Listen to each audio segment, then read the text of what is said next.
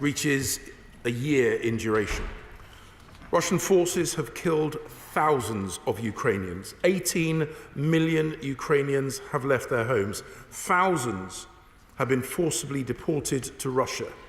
Historic cities now lie in ruins.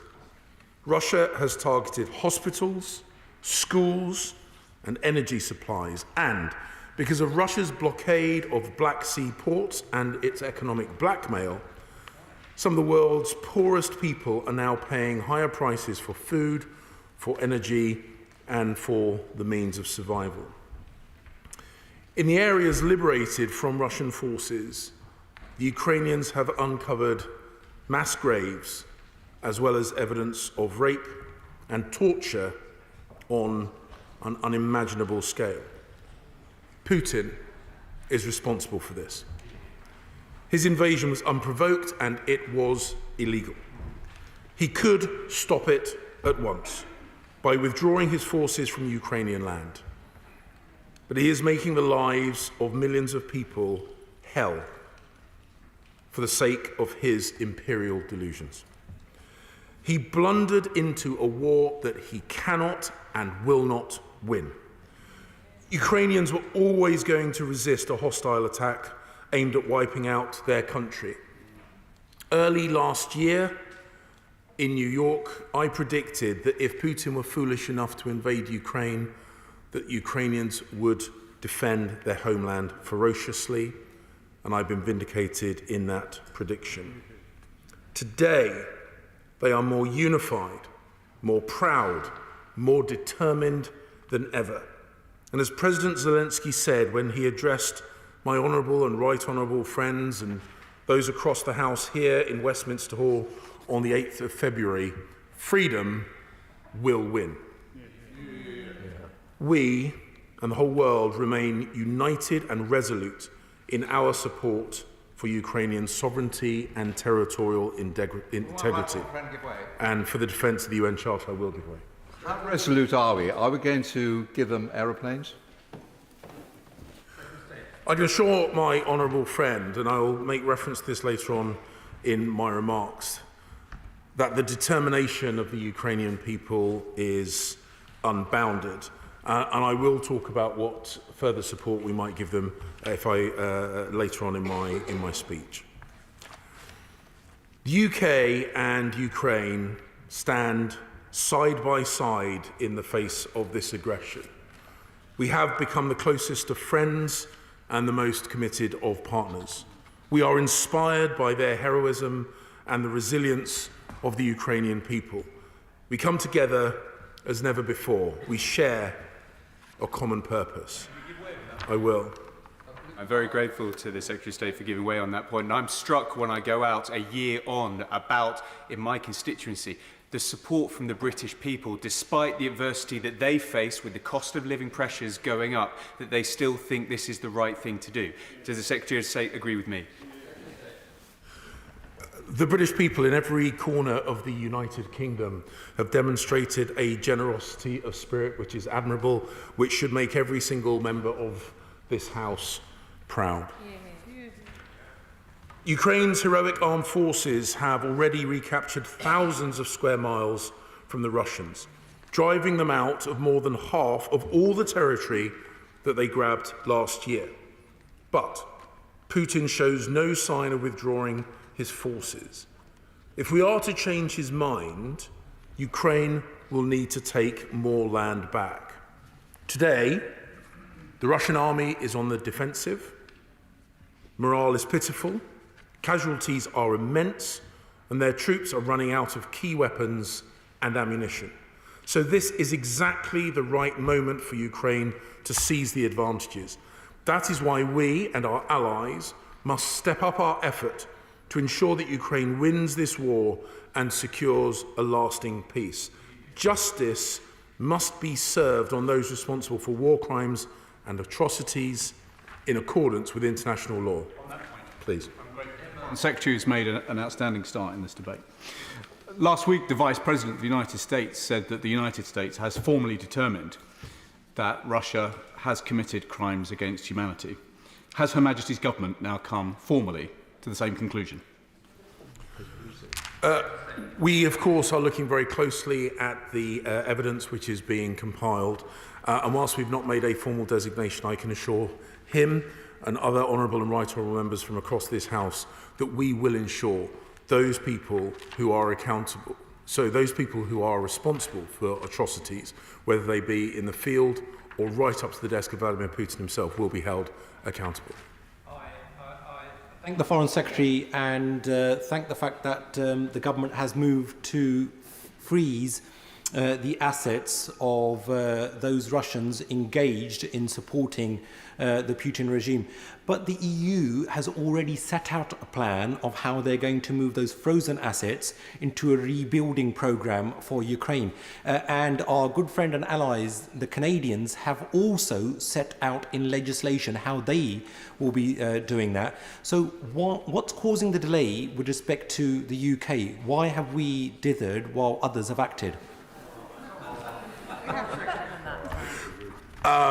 The honourable gentleman is mistaken in his assessment of how far forward other countries are in this. Of course, we are all looking at ensuring, and I'll make reference to this further on in the speech, we are all looking at how we can ensure that the people responsible for this damage ultimately pay for this damage. But the facts are he is wrong in terms of how far forward other nations are. With regard to Canada, I discussed this on my recent visit to Canada with Foreign Minister Joly. We have a similar legal system, and they are testing the legal parameters, and we will, of course, learn from the experience that they have. The honourable gentleman, then I'll make some more progress. Thank the Minister very much for his response, and it's a good, positive, hard response, and we expect that, and thank him for that. It seems that reports are filtering through in relation to the systematic rape, abuse and sexual attacks upon women of all ages, from as young as 4 to as old as 83. It's systematic.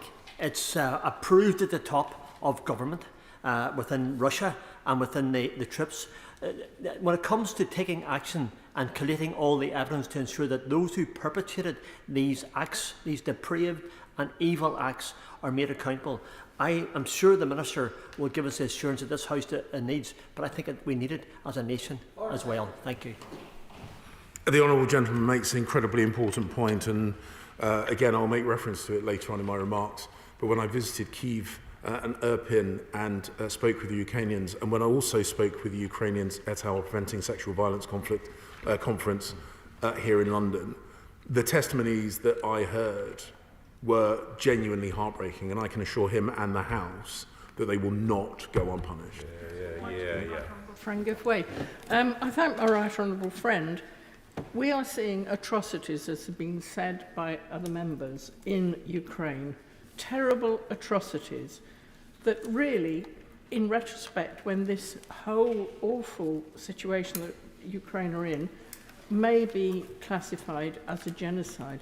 This isn't the first time that Russia have undertaken a genocide.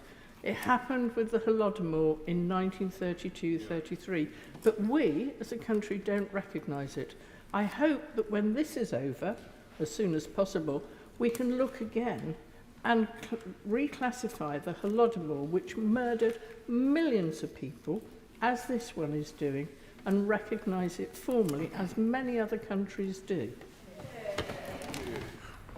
My honourable friend makes an incredibly important point, and when I gave short press comments after my meeting with Foreign Minister Kuleba in Kyiv, I made reference to that very point. Obviously, it would be wrong to prejudge how this is defined in the future, but we know, because we've heard Vladimir Putin say it himself, that his intention is to eradicate the whole concept of Ukraine.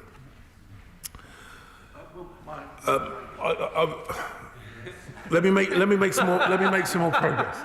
Let me make some more progress, because a number of the interventions have touched upon things that I am planning to make in the speech. But I assure my right honourable friend I will give him the opportunity to. Increased military support to Ukraine is the quickest and therefore the most humane way to end this war. I witnessed the extraordinary courage and resolve of the Ukrainian people when I travelled to Kyiv and Irpin 3 months ago. I saw for myself, and I understand fully, that they will defend themselves and their land, whatever the cost may be. They will never give in. They will never surrender. So Russia's untrained conscripts, sent to the front line of a war that makes no sense to them, will never, never be able to match Ukraine's martial spirit. This is why Ukraine is going to win. And this is why we must ensure that they win as quickly as possible. Mr. Deputy Speaker, the UK's military, humanitarian and economic support to Ukraine since the invasion started has reached nearly £4 billion. I want to pay tribute and commend my right honourable friends, the members for Uxbridge and South Ruislip and South West Norfolk, for the decisiveness and the resolve in the early stages of this conflict, which gave the Ukrainians a fighting chance, enabled them to defend their capital city and bought them the time that they needed to push back the Russian forces. And I'm very glad that the right honourable gentleman and the right honourable lady are in their places here. We are proud to be the largest supplier of military aid to Ukraine after the United States of America. We were the first country to provide the weapons Ukraine needed to defend itself. In 2023, we shall, at very least, match the £2.3 billion of military aid we gave last year, and we shall add more advanced capabilities across land, across sea, and across air.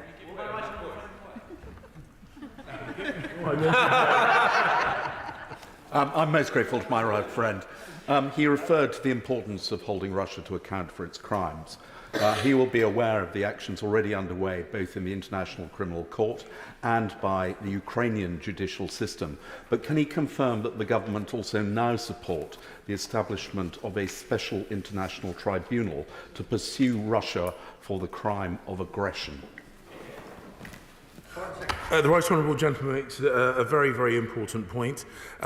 We have joined a working group to look at a special vehicle for a full accountability, because, as I've said in response to an intervention that was already made, it is not enough just to hold to account the people committing the rapes and the murder and the brutality. We must ensure that those ordering them to do so and facilitating that brutality are also held to account. My right honourable friend. Right honourable friend for giving way, and he is quite right to commend the heroism of the Ukrainian armed forces, which has been second to none. Our military aid is therefore absolutely paramount, and we are right to give it. There is clearly a continent-wide challenge which embraces all of NATO around our ammunition supplies and our ability to sustain the war effort in Ukraine in the way that's going to be required. Can he commit that we are reassessing as a matter of urgency our defence stocks, which must be severely depleted at this juncture, to make sure we can sustain the effort however long it takes? My right honourable friend is right. We need to support the Ukrainians until they are victorious. And the point I've made on the international stage, and I made this point at the Munich Security Conference just at the tail end of last week and over the weekend, these equipments, this ammunition, was to fight in this theatre against that enemy. We are lucky that the young men and young women who are conducting that fight are Ukrainians rather than British. But therefore, we have an enhanced duty to ensure that they are successful. And if anyone in the international community or amongst our allies was thinking of holding back their stocks for a rainy day, this is the rainy day.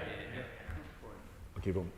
Thank you, Secretary of State. And leading on to that, Biden has been there, given $500 million pledged further for weapons. We've given $2.3 billion from there.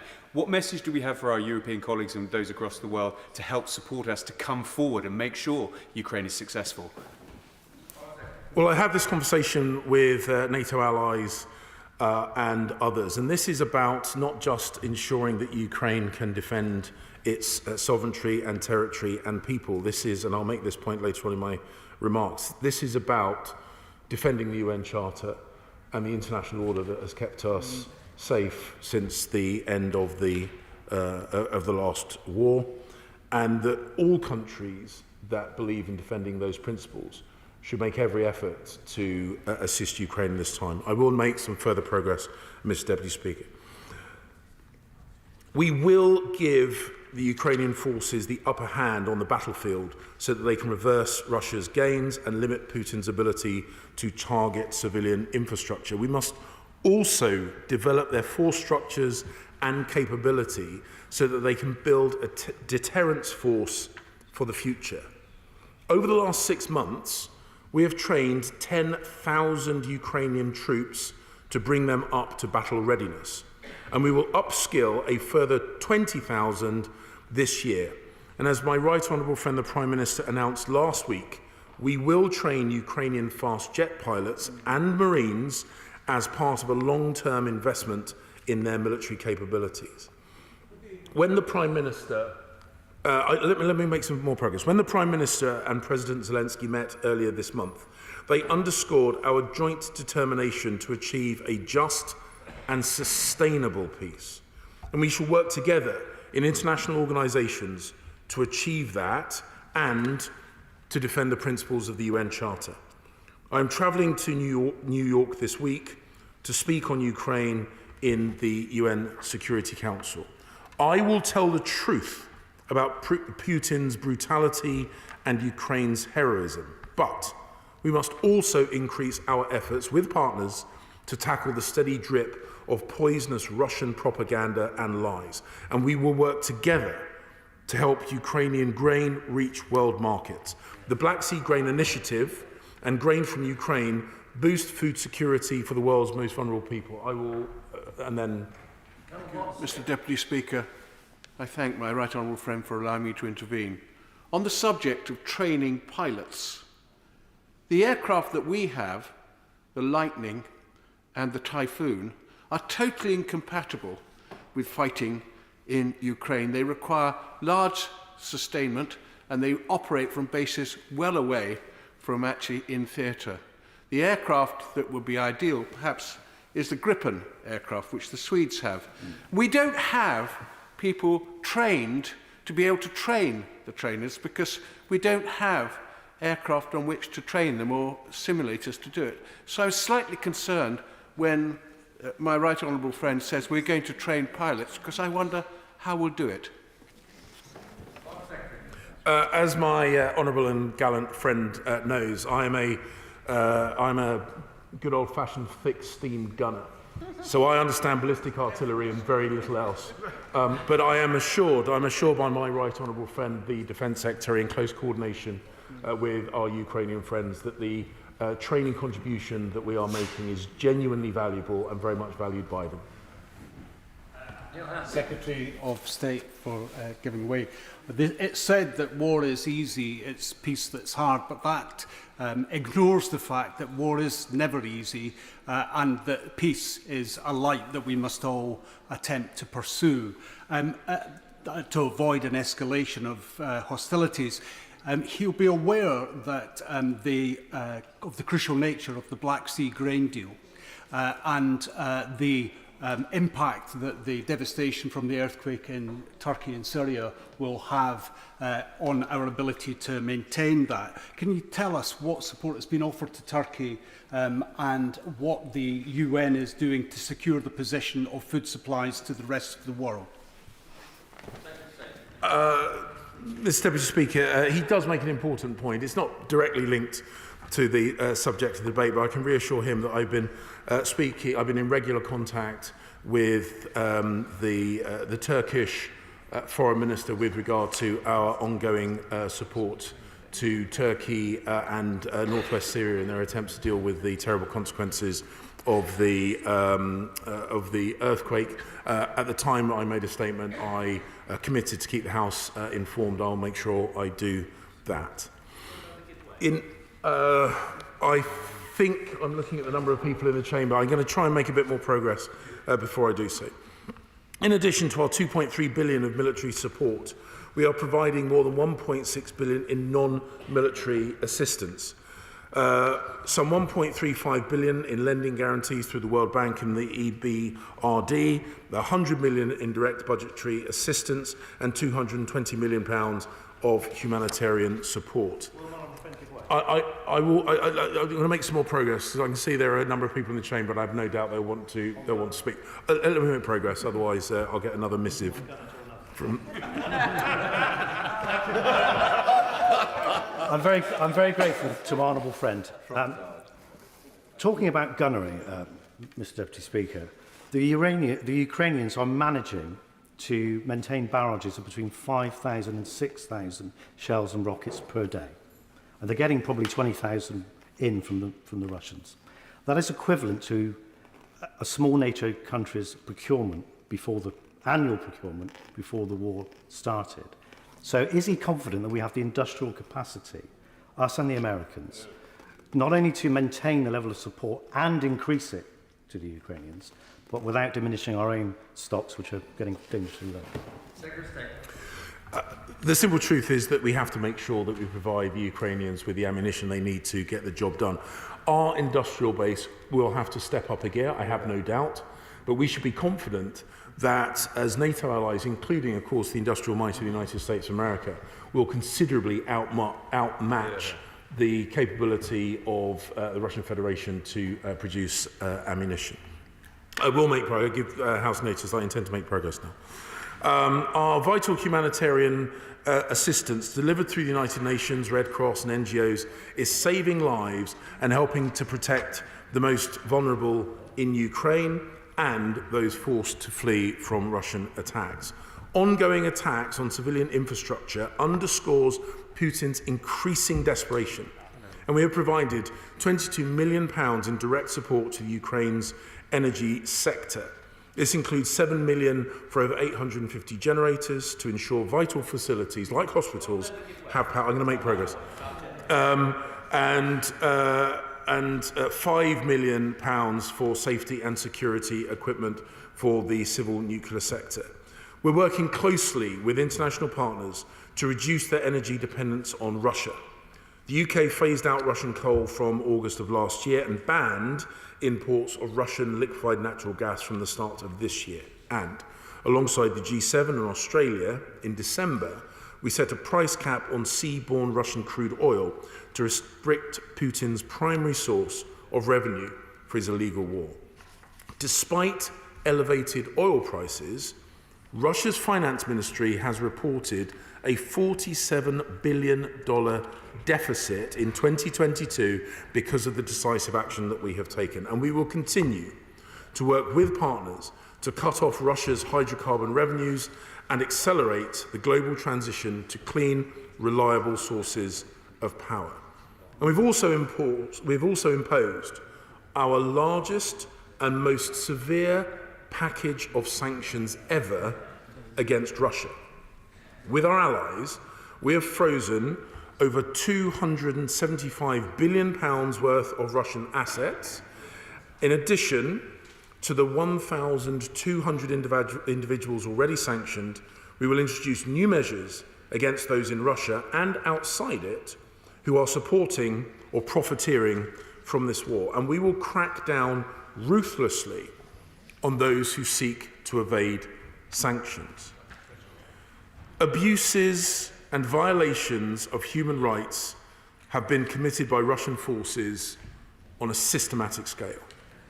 Torture and killing of civilians, rape and sexual violence as a weapon of war, forced deportations. We will not allow these crimes to go unpunished. We will support the war crimes investigations, both of the Ukrainian authorities and the International Criminal Court. And the UK will host a major international meeting to support the ICC investigating alleged war crimes in Ukraine in March of this year. When this war is over, Ukraine can never again be left vulnerable to attack. A strong Ukraine must be safe, flourishing, and prosperous. With our Ukrainian friends, we will co-host the 2023 Ukraine Recovery Conference on the 21st, 22nd of June here in London. Together, we plan to mobilise the combined might of public and private finance to ensure that Ukraine gets the vital reconstruction investment that it needs. And I know this House will join me in calling upon Putin to withdraw Russian forces from Ukrainian territory and immediately bring an end to the barbaric attacks against civilians. Mr. Deputy Speaker, the Ukrainians have endured months of relentless attacks and bombardment, but their spirit is unbroken. And we share their determination that Putin's illegal attempted invasion will fail, and that this House demands that justice be done. The question is that this House has considered the situation in Ukraine. Shadow Foreign Secretary David Lamb. Well, Mr. Deputy Speaker, 1 year ago we gathered in this chamber fearing the worst. I had, alongside the Shadow Defence Secretary, just returned from Kyiv. Russian forces were massed on Ukraine's border. The intelligence picture was bleak.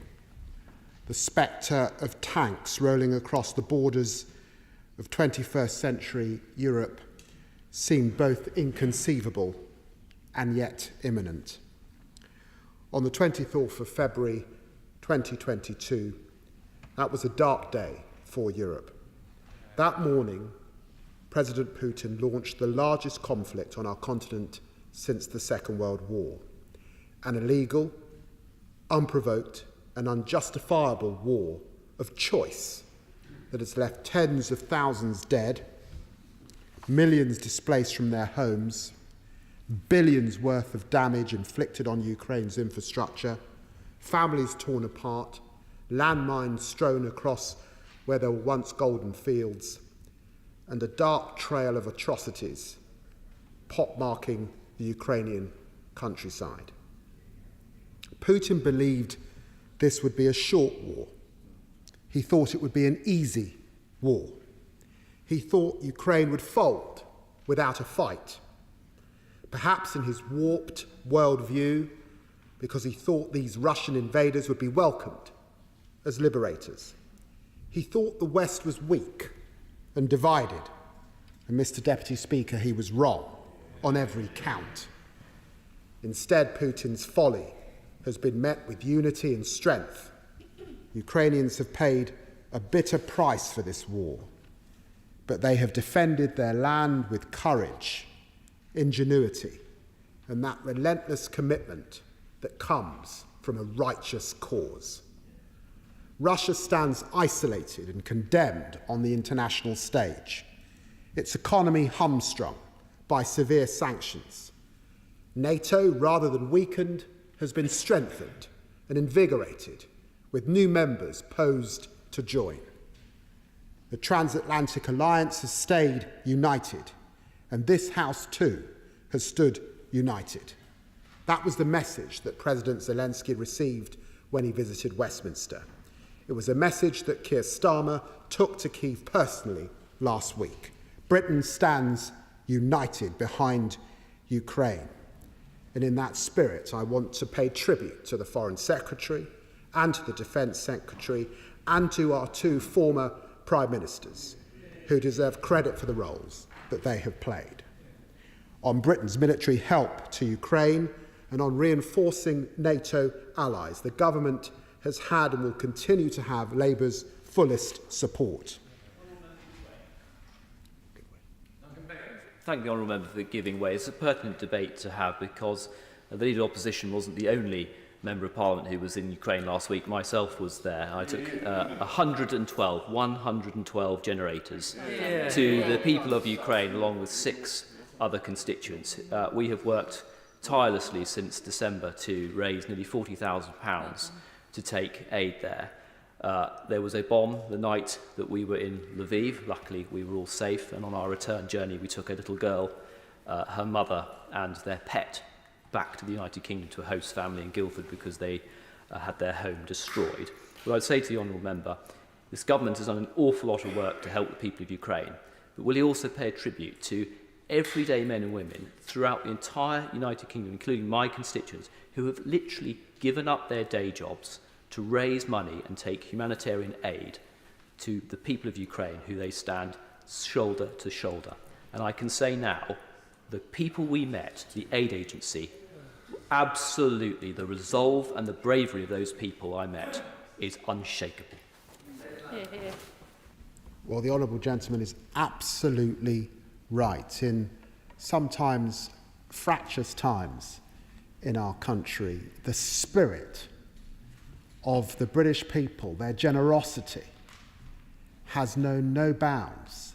Their compassion is humbling, and their desire to continue to stand steadfast alongside the Ukrainian people really is a tribute to our nation. We can also all be proud of the role our armed forces are playing in training Ukrainian forces.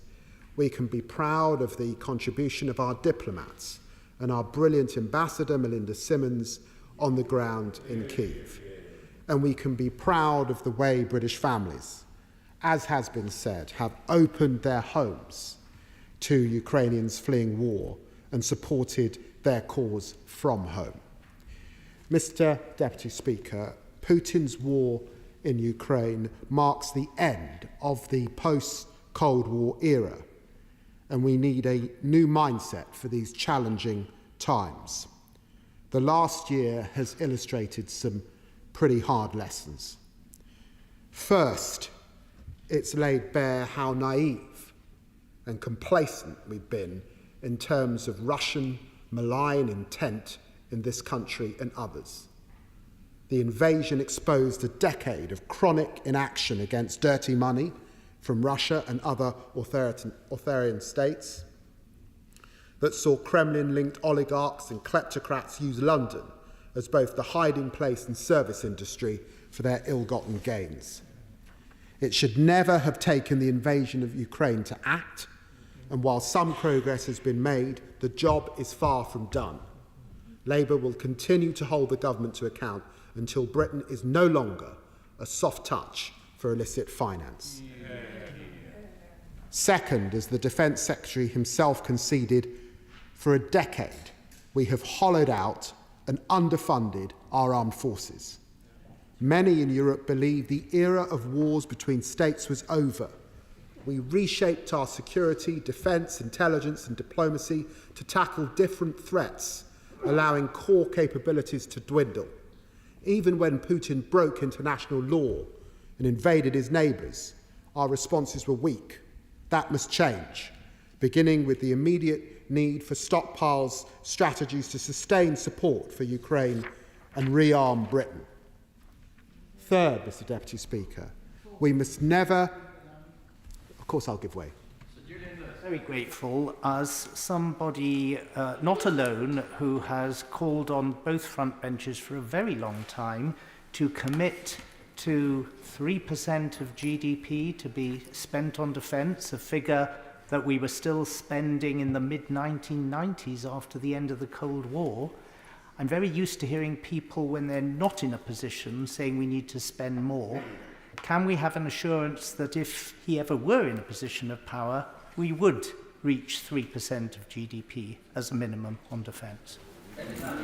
Well, I'm very grateful to the chair of the Intelligence Select Committee for all that he has said on this issue over many years. We have committed in my party to a defence review on day one if we were to come to office, and I gently remind him that throughout our previous period in office, spending on defence per capita was higher than it's been today. It was standing at 2.5% when we left office. We are seeing what is happening across the European continent, with so many European countries committed to spending more and committed to spending the 3% that he is indicating. We must play our part alongside France as 50% of Europe's defence capability. I thank my right honourable friend, the Shadow Foreign Secretary, for giving way, and indeed he will be aware of reports of Russian attempts to subvert Moldovan democracy and interfere within their political institutions, which could have far-reaching consequences for the war in Ukraine and broader European security. Does he agree with me that the UK government must act urgently to support Moldova and its democracy before the situation worsens?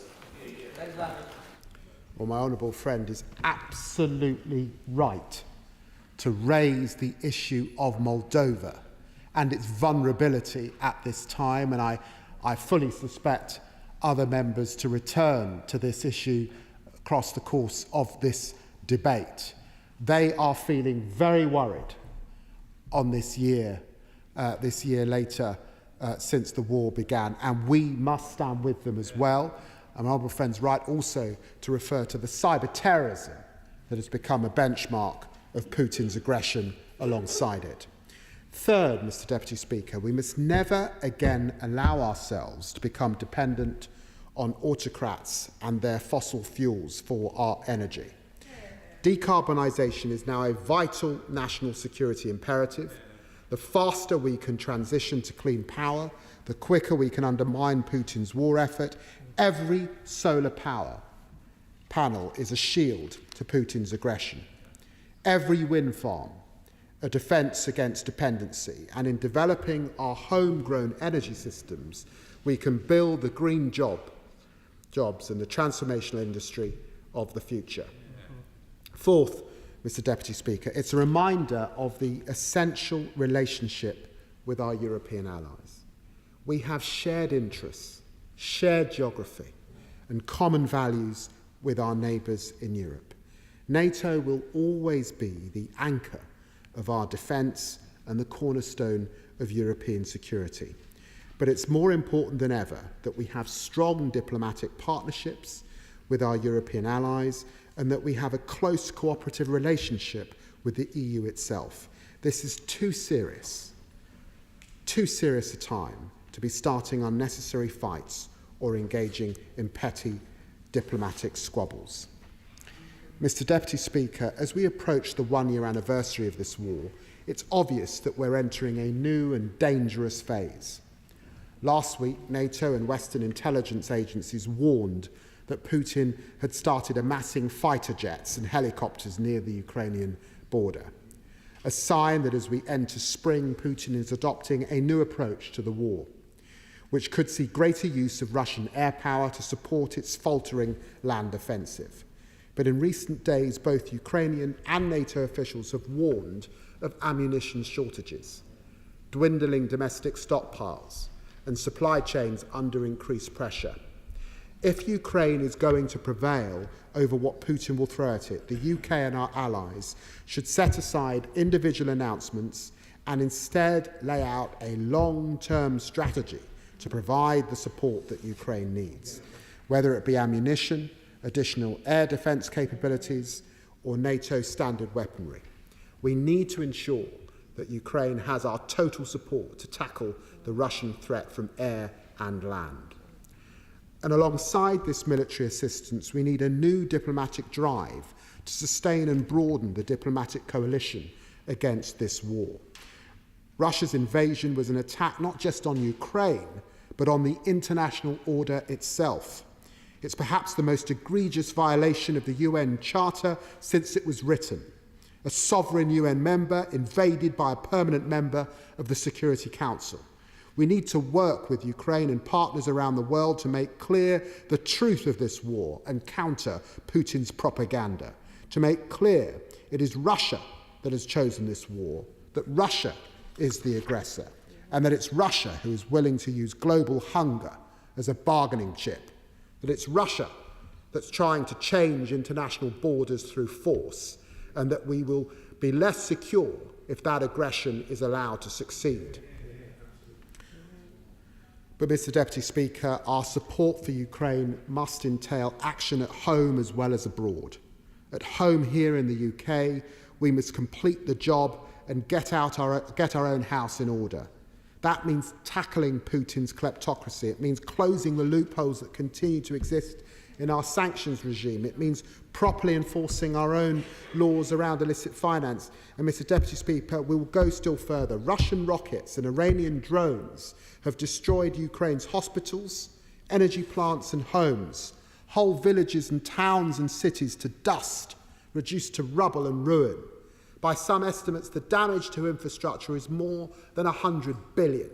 Without proper funding, the essential task of rebuilding Ukraine will take decades to complete. As long ago as July 2022, the then Foreign Secretary, the Right Honourable Member for South West Norfolk, said that the government supported using frozen Russian assets to support Ukraine. But since then, we've heard nothing. Sure, Right Honourable Lady will refer to that in her speech later. The EU has already set out a plan to shift frozen assets into a fund to help rebuild Ukraine, and Canada, as has been said, has already legislated to do it. So why hasn't our government done the same? Mr. Deputy Speaker, Ukrainians don't have the luxury of time. This is an urgent point, and so I ask the Foreign Secretary once more, what steps has his government taken since July 2022 to ensure that seized Russian state assets can be used for the benefit of Ukraine? Further to this, will the government support the bill put forward by my Right Honourable friend, the member for Rhondda, which would allow for Russian state assets to be used for this same purpose? And Mr. Deputy Speaker, throughout the horrific last 12 months, the body of evidence of Russian war crimes in Ukraine has grown and grown. On a weekly basis, we hear horrific reports of mass graves discovered in liberated areas. On the TV, we see sickening videos of schools, hospitals and churches being bombed to destruction, of innocent civilians murdered and tortured. These crimes demand accountability and they demand justice. We strongly support all international efforts to document, investigate and prosecute these crimes. But again, we believe we should go further. Since March, Labour has been calling on the government to support the creation of a special tribunal to prosecute Putin and his top brass for the crime of aggression. The Foreign Secretary knows that while the ICC can investigate war crimes committed in Ukraine, it cannot investigate Russia for the crime of aggression. Only a special tribunal working alongside the ICC could ensure this gap of accountability is bridged. The Ukrainian people want this tribunal. Zelensky wants this tribunal. The EU Commission wants this tribunal, along with France, Germany, Estonia, Latvia and countless more who have called for it. So will the Foreign Secretary commit to its creation? And if so, what steps has he taken to make it happen? And finally, Mr. Deputy Speaker, Putin's invasion of Ukraine has demonstrated more clearly than ever before how our security is connected with the security of the rest of Europe. The past 12 months have shown vividly that all that can be achieved when we stand united with our allies on the other side of the channel. Will you give way on that point? Of course I'll give way. I'm grateful to my friend who's made a brilliant speech this afternoon. Was he as surprised as I was that there was so little mention of this kind of threat in the integrated review? And would he support the call that the next iteration of that integrated review has absolutely got to put the recontainment of Russia centre stage? Well, my right honourable friend is absolutely right and has been crystal clear on this from the backbenches. We await that independent review. This has got to be central. We've got to get it right. And obviously we'll scrutinise it in every detail. In many of the areas that have been critical to supporting Ukraine defend herself against Russia, sanctions, energy security and defence, our cooperation with the European Union has been critical to our support for Ukraine and through that Ukraine's survival. I'll just make a little progress. It's more important than ever that we have strong, structured mechanisms for dialogue and cooperation with our allies in Europe, and that is why Labour have proposed a new UK-EU security pact that could cover deeper cooperation on both foreign policy, defence and security and law enforcement. Mr Deputy Speaker, Labour's commitment to NATO is unshakable, yet the UK's leadership in NATO could be at risk without growing concerns over our capacity to meet NATO's full obligations. While 20 NATO nations have revised their defence strategy since the start of the invasion, the government has not done so. So I ask the Foreign Secretary, will the government commit to rebooting our defence plans, and will it halt its planned cuts to the British Army? I give way. I thank my honourable friend for giving way and support all that's been said about the need for a long-term plan and for defeating Putin and seeing justice done. Will he agree with me that the calls of Ukrainian civil society to have more support for their lawyers and judges on the ground for those tens of thousands of cases that can be tried in Ukrainian courts should be heard, and the calls for psychosocial support for those Ukrainians who are going through trauma but need to be rebuilt and supported once Putin has been defeated? I'm very grateful to my honourable friend. Earlier last month, I spent time with women in Kosovo, reminding me of the horrors of war and sexual violence, and in their own pain, the work they were doing to help their Ukrainian sisters at this desperate time. It reminded me of the importance of that psychosocial support and the huge humanitarian effort that we and others must play their part in, not just over the next months, but for many, many, many years to come. I give way to the Honourable Gentleman. I'm grateful to the Shadow Minister. Inevitably, some people will flee the Russian advance that is coming in this spring, and some of those people might reach the United Kingdom. Does he agree with me that proper provision must be made to welcome these people and also to find permanent accommodation for them if necessary? The Honourable Gentleman is right, and it's the reason so many British people have opened their homes to Ukrainians at this desperate time. And of course, as this new offensive begins, there will most likely be further need over the coming months. Mr. Deputy Speaker, it's important to stress that this war did not begin for the Ukrainians 1 year ago. It in fact began in 2014 when Putin moved into the Donbass and when he annexed Crimea.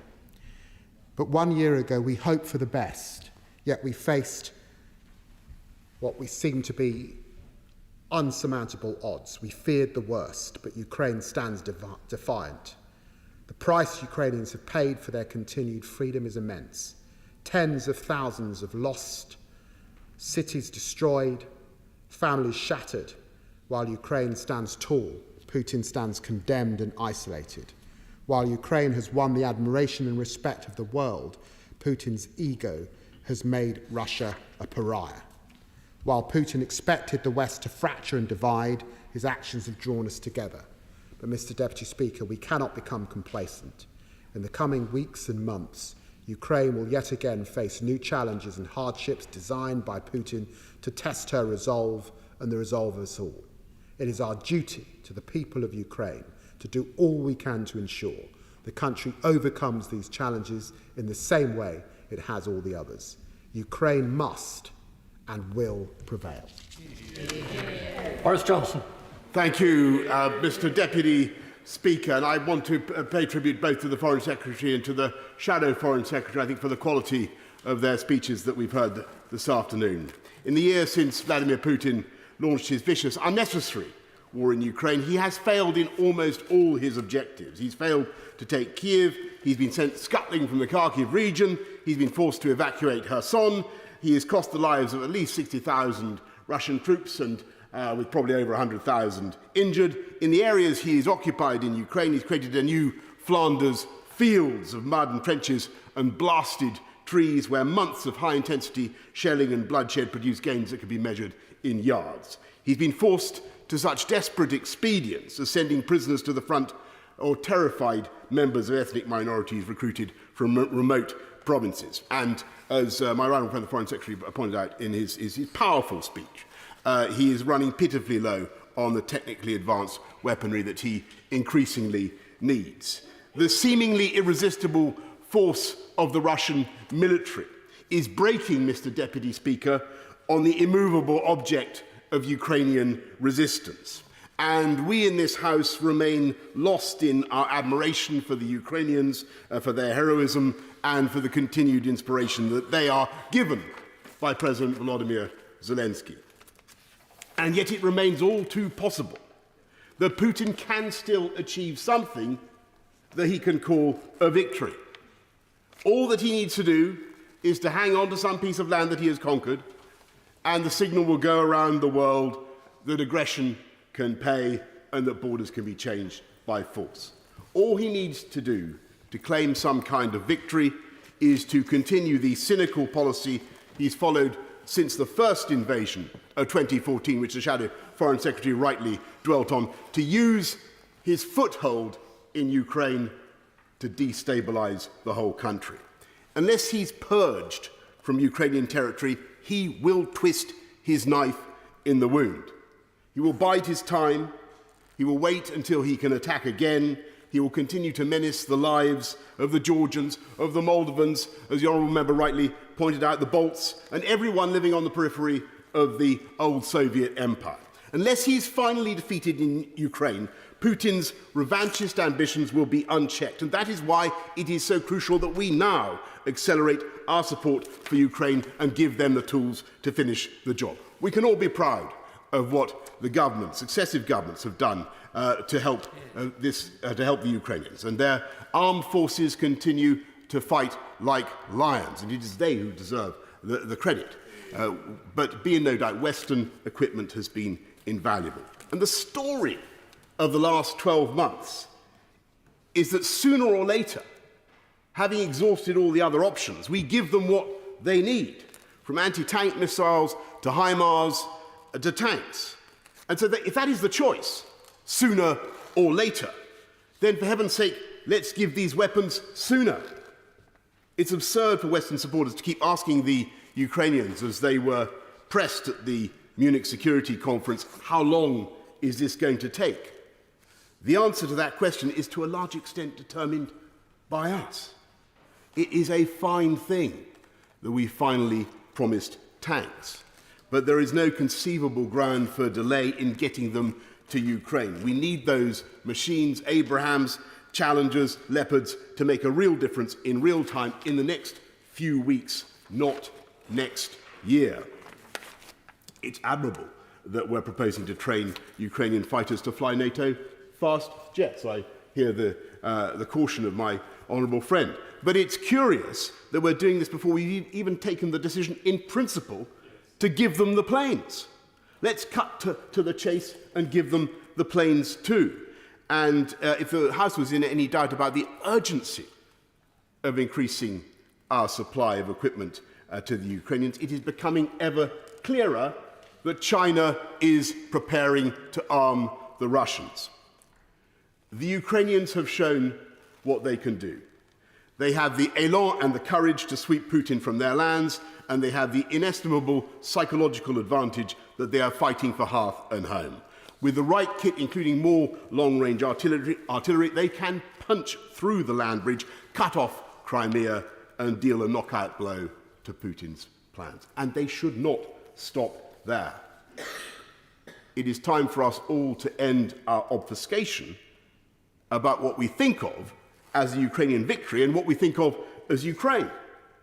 The Ukrainians need to be helped to restore not just the borders of February the 24th last year, but the 1991 borders on which they voted for independence.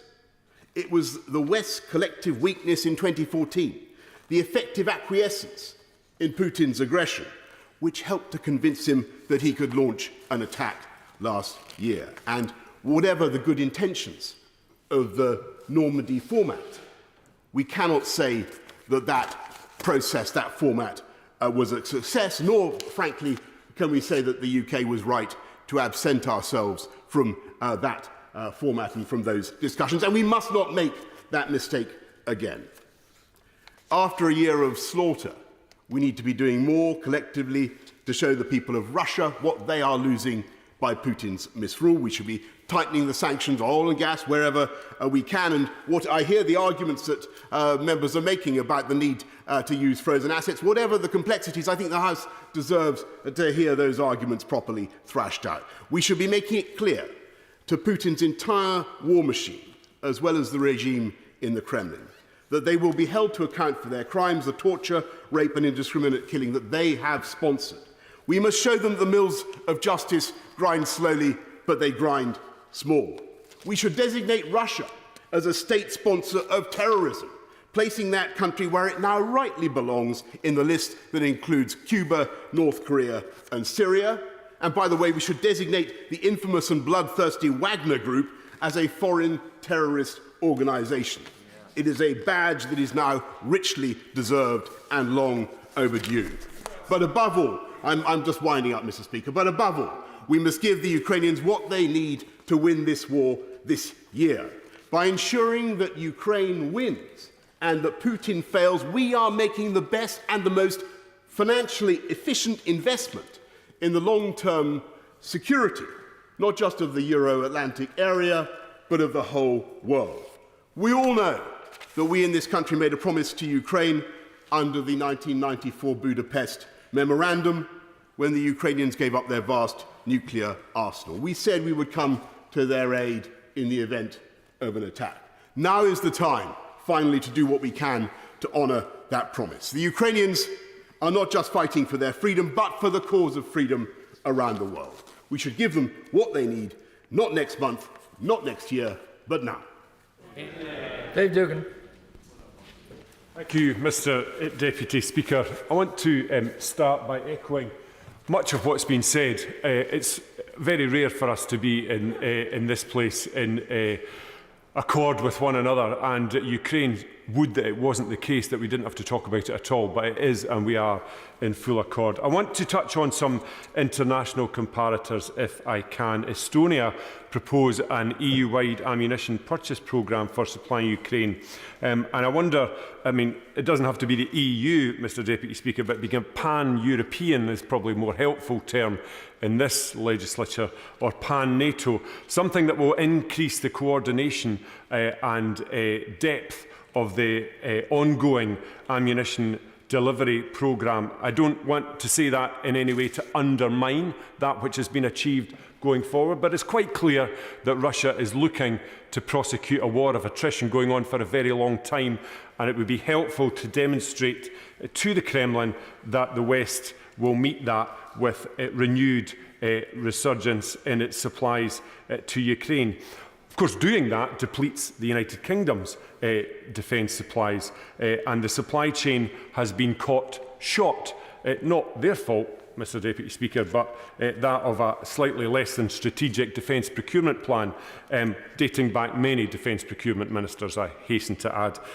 But we must ensure that we step that up and get renewed pace into that. Norway, interestingly, have now passed a 5-year £6.15 billion Ukraine support package, the terms of which that will be expended is to be done in concert, obviously, with those in Ukraine.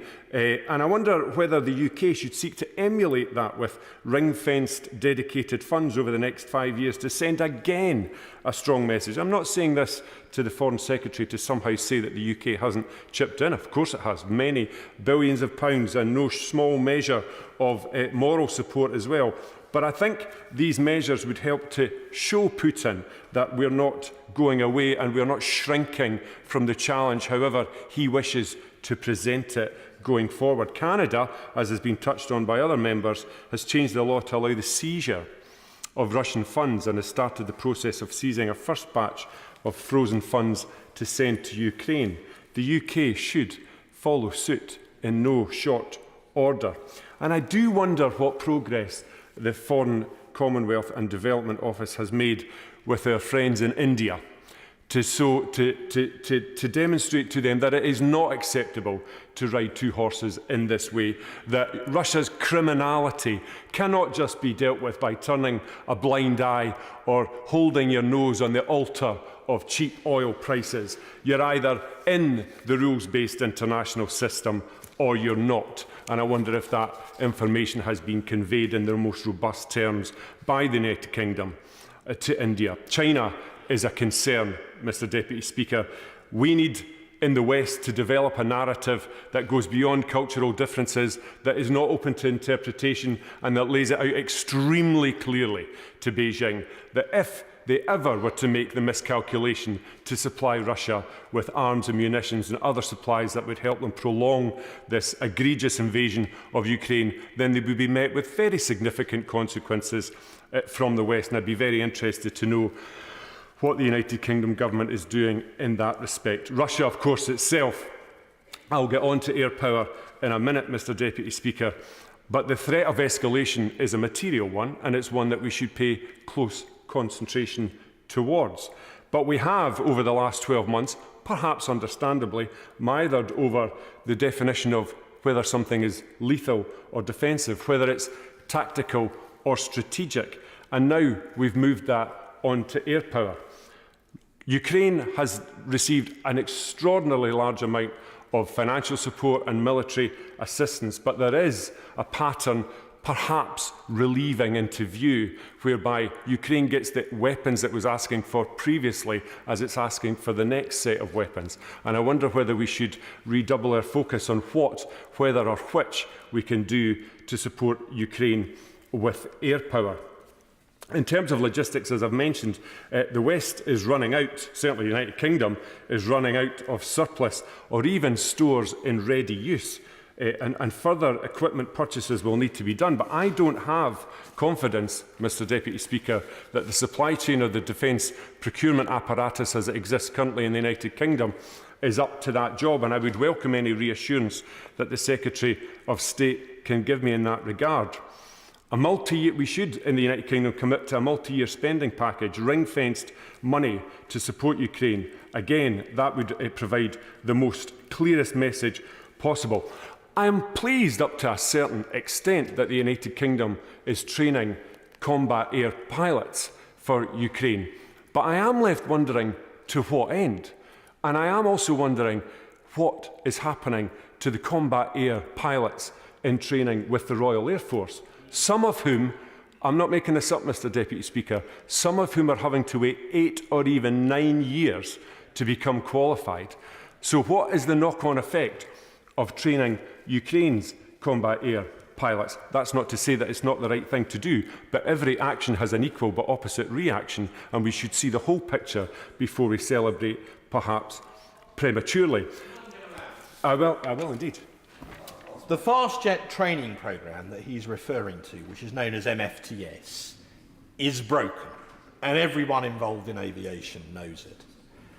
But we also have some Tranche 1 Typhoons that have a lot of airtime left in their airframes sitting in a warehouse that have now been taken out of RAF service. Does he agree with me that a squadron of those given to the Ukrainians would do a lot more to defend freedom, as my right honourable friend was suggesting a few moments ago, than sitting in a warehouse gathering dust?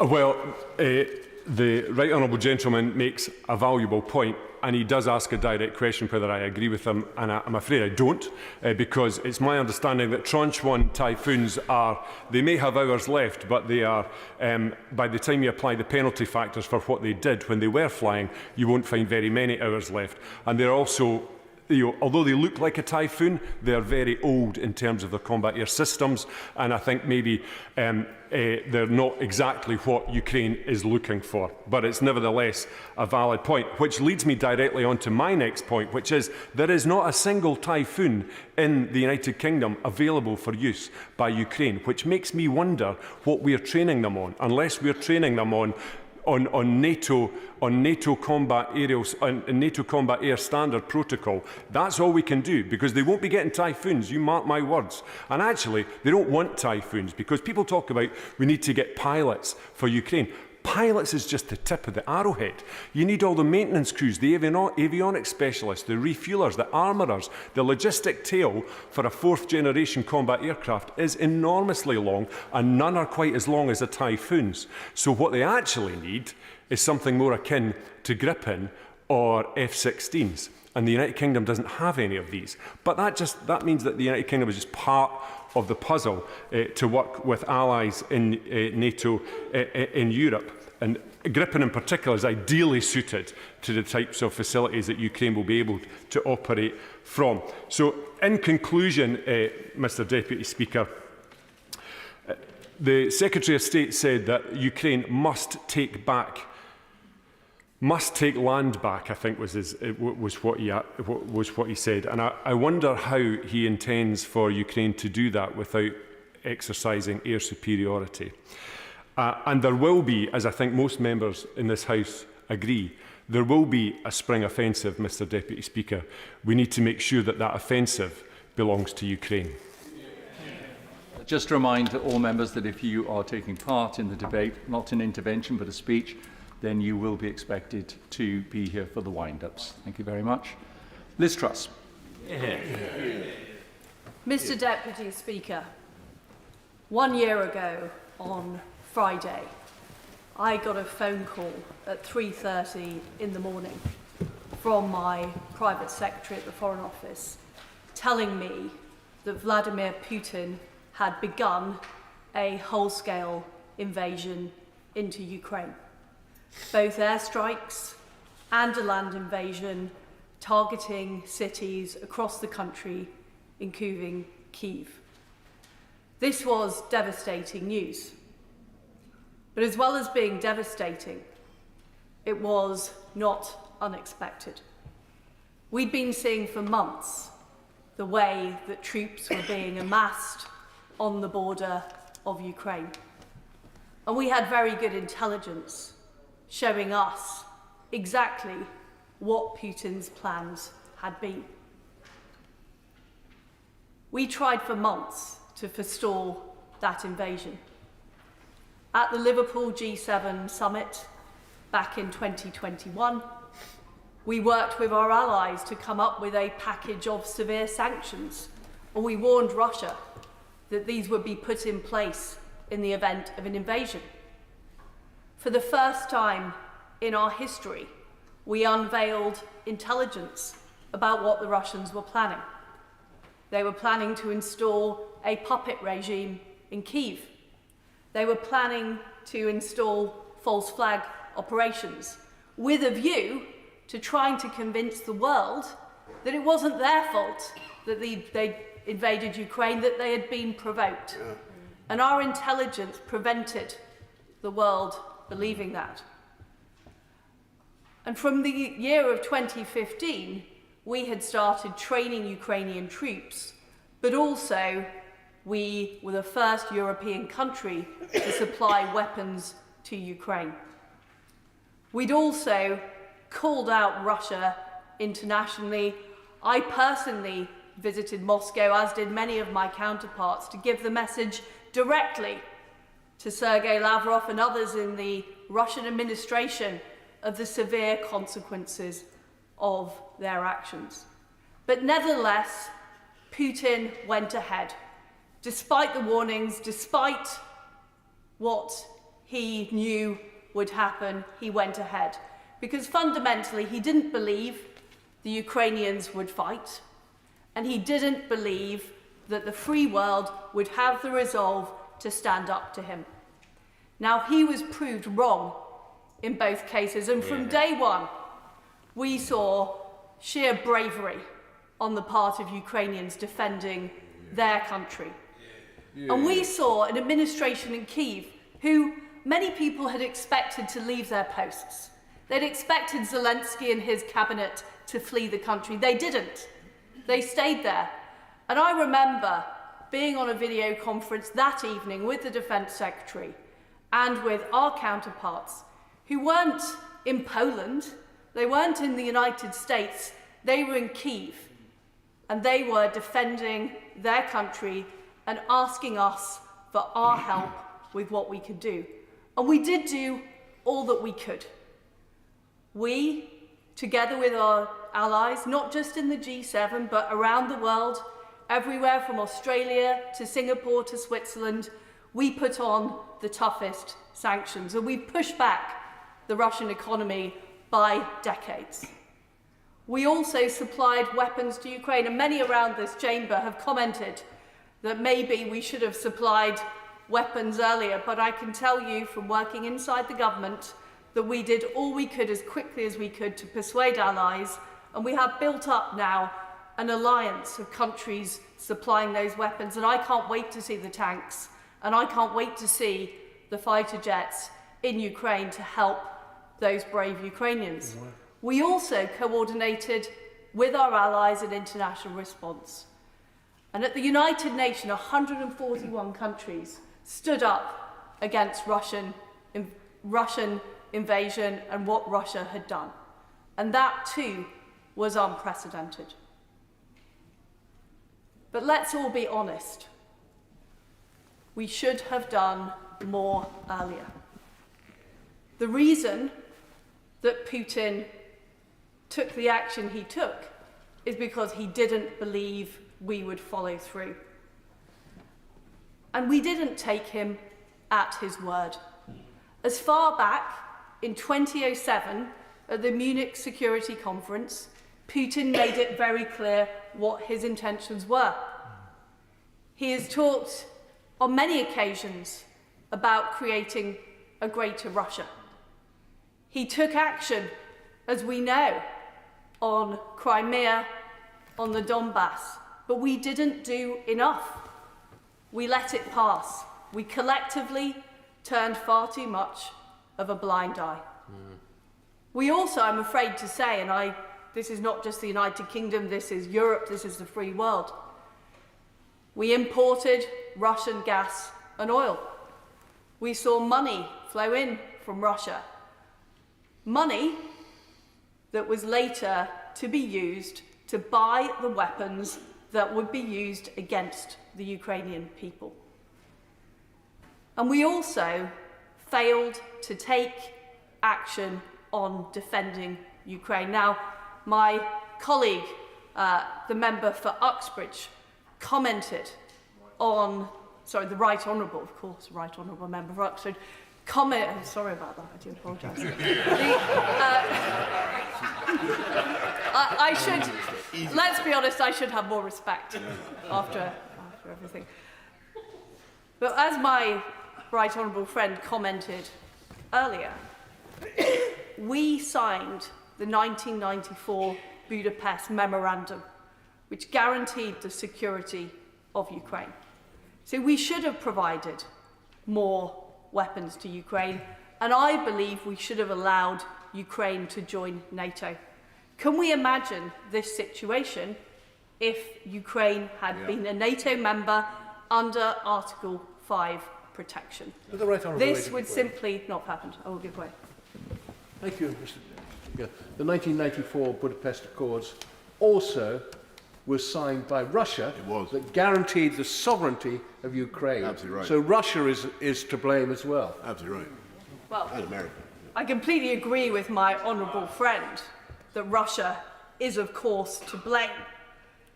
But we should hold ourselves to high standards. And we should follow through on commitments that we have made. And so should our other allies like the United States. And I feel that this is unfinished business in terms of offering Ukraine the security that they needed. And that is why I believe we need to learn the lessons from what has happened. Because, frankly, we were complacent about freedom and democracy after the Cold War. We were told it was the end of history and that freedom and democracy were guaranteed and we could carry on living our lives, not really worrying about what else had happened, that there wouldn't be a challenge to those basic principles, that we'd won the argument. I think we know now that that argument is never finally won. Absolutely. And we need to keep winning the argument. We need to keep defending our values with hard security and economic security if we are to succeed. So first of all, we need to do all we can to make sure Ukraine wins this war as soon as possible. Every extra day, a lives lost. women violated, towns destroyed. We need to do all we can as fast as we can. My view is that does include fighter jets. And we've had a discussion today about which are the best possible options. Having spoken to the Ukrainians about this months and months ago, I know what they want is an option. They want, so let's work with our allies to get them an option to be able to use, because otherwise they won't be able to prevail. And we also need to make sure that they have the economic wherewithal to continue the fight, and we need to make sure we're continuing to support them internationally as well. But the second thing we need to do is not be complacent when that war is won, because I do believe Ukraine will win this war. I think there is no way that Russia will win the war. But we need to make sure that the future of Russia is a more positive future than the one we enabled at the end of the Cold War. Dead right. And what does that mean? Well, first of all, it means never again becoming complacent in the face of Russian money, Russian oil and gas, instead making sure that any lifting of sanctions is tied to reform in Russia. We can never have the situation again where we enable freedom and free trade between the West and Russia, and that is then used to develop a kleptocracy, which is exactly what we have seen take place. And we also need to make sure that Russia pays for the crimes it has committed. The appalling atrocities and war crimes need to be held to account, all of them. And we need to make sure that money seized from the Russian state is used to rebuild Ukraine. That, to me, is vitally important.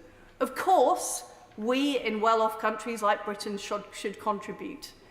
But I cannot imagine a situation where Russia can simply go ahead as if nothing had happened and don't contribute to rebuilding Ukraine. I think that is absolutely vital, and I will be pushing for that to happen. But the third thing we need to learn is about how we deal with authoritarian regimes more broadly. And President Xi has made it very, very clear about his intentions with respect to Taiwan. We have to take these seriously. Now, during the Russia-Ukraine conflict, the invasion by Russia of Ukraine, we have amassed, for the first time in history, a group of nations who are prepared to put on sanctions, who are prepared to act together. We need to formalise this grouping. I've described it as an economic NATO. The G7 plus our key allies, like the EU, like South Korea, like Australia, we need to bring that group together and start developing our plans now. Because what we know is that we ended up doing these things after the invasion of Ukraine. And my view is prevention is far better than cure. So let's develop these economic tools. And let's be clear with China exactly what would happen if there was an escalation with respect to Taiwan. Let's be clear about that now. And let's also make sure that Taiwan is able to defend itself. Let's not leave another free democracy undefended for an authoritarian regime to invade. That, for me, is a very important principle. Because the reality is, there are fewer people as a proportion of the world's population living under democracy now than there were 30 years ago. Can we imagine what the world will look like in 30 years' time if we don't act now? It's not a world I want to live in. I think we've heard some excellent contributions to the debate, and I'm very pleased about the unity we're seeing and continuing to see across the United Kingdom.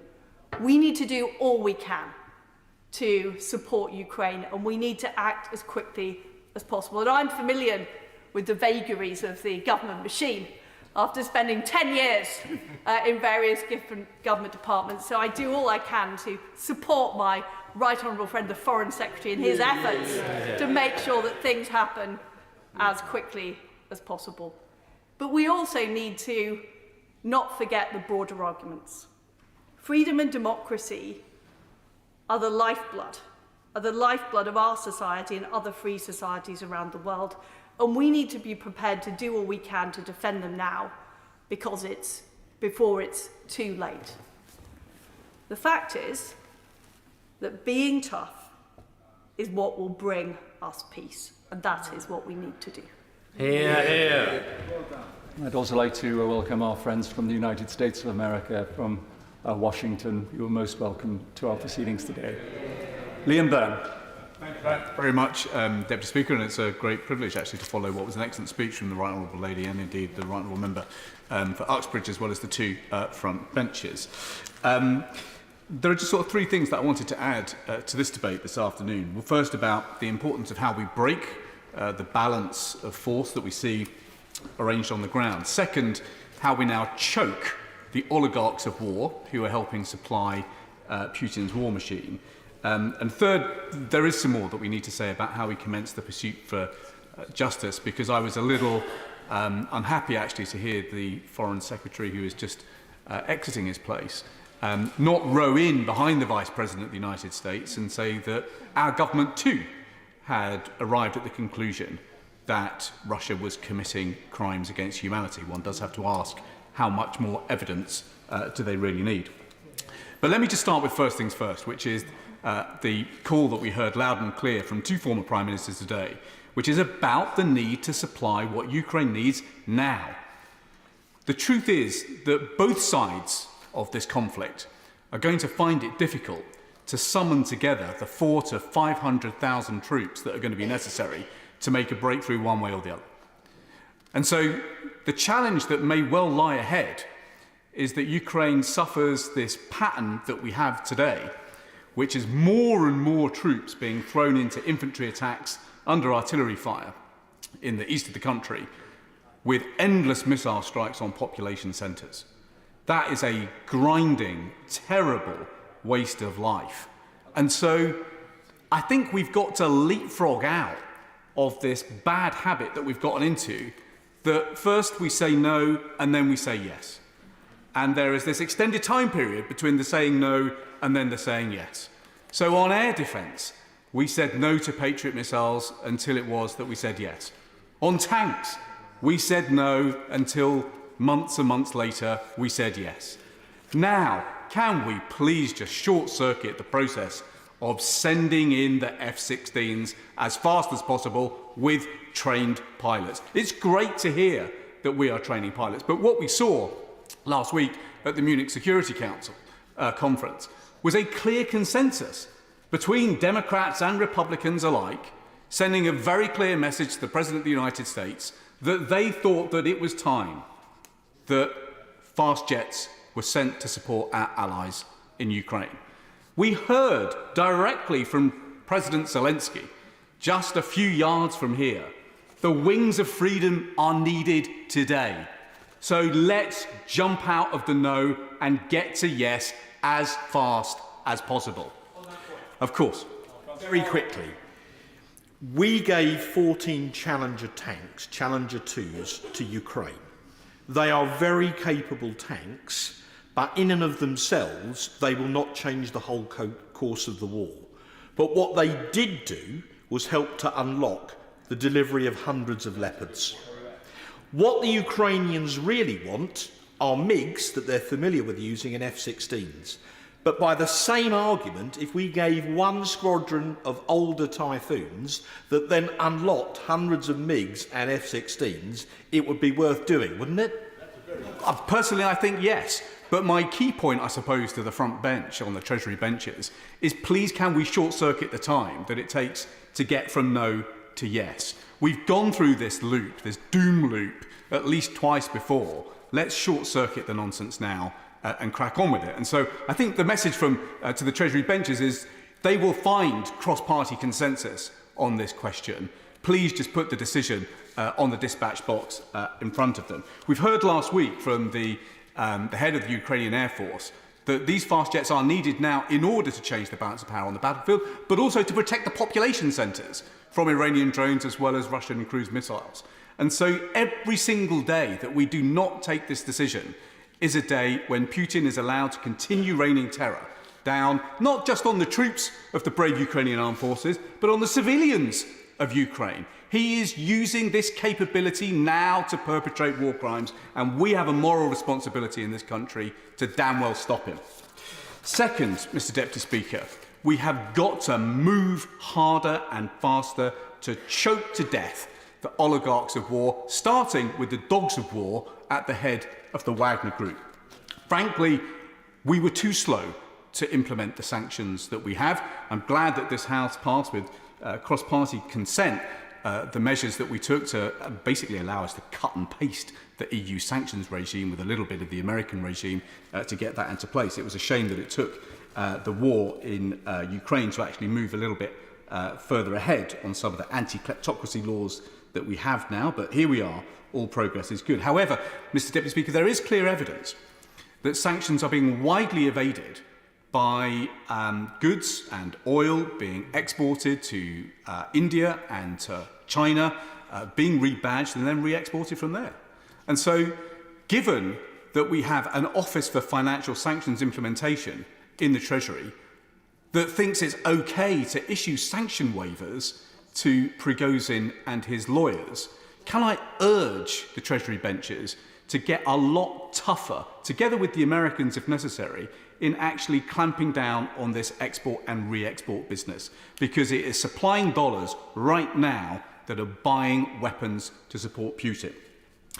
The symbol, however, of a different order of things has got to be a radically different approach to taking on the Wagner Group. We know that today the Wagner Group is recruiting from prisons, they're recruiting from all over, they are mobilising forces on the Eastern Front in Ukraine.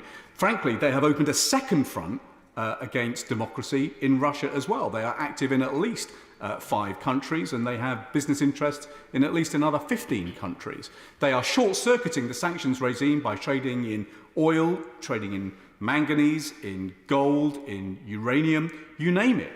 So it is a matter of concern to this House that we are woefully behind the sanctions regime that the United States and the Europeans have put in place to suffocate Prigozhin and his forces. On that point. I will, of course. I thank my right honourable friend, and he's making an excellent speech. In terms of the Wagner Group, would he agree with me that we also need to try to rein in the growing influence of the Wagner Group within Africa? There are many nations across the globe wherein the Wagner Group is making more and more of an impact in eroding democracy. So it's about time that our government, working with allies, try to clamp that down. Well, my honourable friend is absolutely right, and the right honourable lady talked about the need for a global alliance to defend democracy. Well, that global alliance has got to extend to Africa. Yeah. And the fact that there are now 5 countries where the Wagner Group is active, the fact that they are poised to make something of a breakthrough in the Sahel after the French evacuation from Mali is a matter that should concern us. Frankly, we should be getting a lot tougher on them, and that should start with a much more comprehensive sanctions regime. So can I urge the Minister who is winding up to tell us that they will be replicating the United States sanction regime on 21 different individuals who are associated with the Wagner Group and 16 different corporate entities. That is 3 times more sanctions than we have against individuals or businesses associated with Prigozhin. Let's go further. We have had now on the 23rd of January a very clear pronouncement from our allies in the United States that they have declared the Wagner Group to be a proscribed organisation because it is patently a transnational criminal organisation. Yet when the minister, who is not in his place, came before the Foreign Affairs Committee just a couple of weeks ago And, Mr Deputy Speaker, we were grateful he was there, because the truth is that for some time the Foreign Office and the Ministry of Defence couldn't quite decide who was the minister responsible for taking on the Wagner Group. And anyway, in due course, the machine did its job, and the poor minister was summoned before us. He was not able to answer when the Wagner Group was going to be sanctioned. Indeed, he extracted himself from the line of questioning by saying that, of course, it wasn't his job, it was a matter for the Home Office. So, joined-up government at its very best, Mr Deputy Speaker. Well, what we've got at the moment is not good enough. We need a clear plan, a clear timetable, a clear commitment from the Minister today that the Wagner Group will be sanctioned here just as it is in the United States of America. We need a clear commitment that the number of individuals who have been sanctioned by the Americans will be the same individuals who have been sanctioned here. We need a clear commitment that the individuals the European Union has sanctioned will be individuals that are sanctioned here as well. And then finally, while we're at it, could we now end the scandal that the Treasury itself is licensing sanction waivers for Russian warlords to fly lawyers from London to St. Petersburg to summon up a case, to prosecute, to sue journalists like Elliot Higgins in English courts? What a complete scandal. And then just to tap it all, last week, Elliot Higgins is told that he's the security risk, and so he can't be allowed to go to cinema showings of the new film about the brave Mr. Navalny. What have we become, Mr. Deputy Speaker, where we are licensing English lawyers to sue English journalists in English court? It's not good enough. It's an outrage, and it needs to stop, and we need to send a clear signal from this House this afternoon that it ends now. While he's at it, he might actually consider paying Mr. Elliot Higgins' legal bills. I'm told that Prigozhin, surprise, surprise, this will surprise the House, Mr. Prigozhin has not paid his legal bills, about £116,000, but poor Mr. Elliot Higgins has. He's had to cough up about £70,000. So maybe the government benches could do a little whip round for Mr. Higgins and supply an apology to him and Bellingcat at the end of this debate. So, we have got to make sure that the weapons supplies are in place. We have got to make sure that the sanctions regime is far more effective than it is today. And the third piece of the puzzle has got to be, we have got to commence the search for justice. It is excellent that the United Kingdom has come together with its allies to ensure that there are prosecutions for war crimes, but I think many of us in this House will want to see prosecutions for the crime of aggression as well. The abuse that has been laid out has been appalling.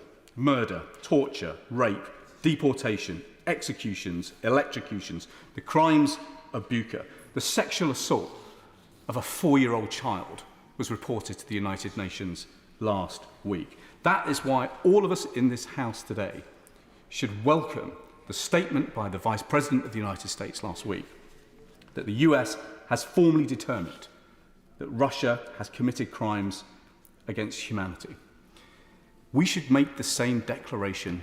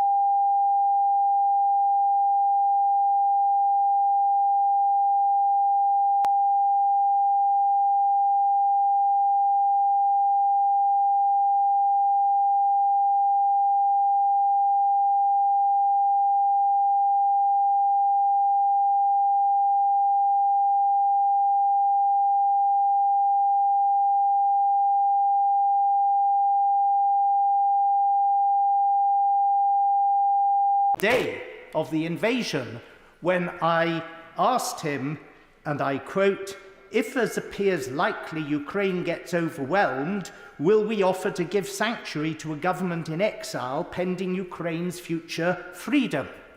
And he replied quite sensibly, "One of the points he made to President Zelensky this morning was that it might be necessary for him to find a safe place for him and his cabinet to go." And I was quite sensible in asking that question, and my right honourable friend was quite sensible in giving that answer. Because let's be frank, not many people thought, at least not many people outside the cabinet and government of Ukraine, thought that Ukraine had much chance of resisting what appeared to be, and indeed was, a massive, albeit ill-conceived onslaught against numerically far smaller forces. Now, I said there are three concepts. That is an example of the unpredictability of future warfare, and therefore I would just like to remind amateur strategists, such as myself, in all parties, that just as we were not prepared for the successful resistance of Ukraine, we shouldn't now become too complacent that Ukraine cannot possibly be defeated. We could wake up tomorrow to find there had been some terrific, unexpected Russian breakthrough and that the whole strategic situation had changed completely. And that is why the appeals that are being made so strongly from both sides of the House that we must, to coining someone else coining a phrase, give them the tools to finish the job. And in terms of deterrence, well, it can be argued deterrence failed, but then why did deterrence fail in terms of Russia invading Ukraine? I'm sorry to share this with friends from across the Atlantic, but I feel that one reason deterrence failed in that context was the fact that the invasion of Ukraine by Russia came almost 6 months to the day from the catastrophic and bungled exit from Afghanistan by NATO. I'm not saying that that planted the seed in Putin's mind to do what he did, but it certainly may well have affected the timing of him doing something that he had almost certainly wanted to do for a very long time. And so we have to bear in mind what sort of signals we were sending. And the answer is we were sending signals of weakness. And when you send signals of weakness to an authoritarian, which is the rather mild term used these days for what most of us from another era would call the totalitarian type of government, you ought to know what to expect their behaviour to be. So I've talked about the unpredictability, I've talked about the limitations of deterrence, albeit that there's one element of deterrence because it is more certain what the results will be if you dare to put it to the test, namely nuclear deterrence. That is nevertheless something that everyone has to consider in every scenario, no matter what sort of terrible fighting and atrocious behaviour may go on below the level of the nuclear threshold. So let's talk a little bit, however, about containment. And containment is what you have to do when you are faced with a deeply hostile opponent. It is no good talking about battling for mutual understanding.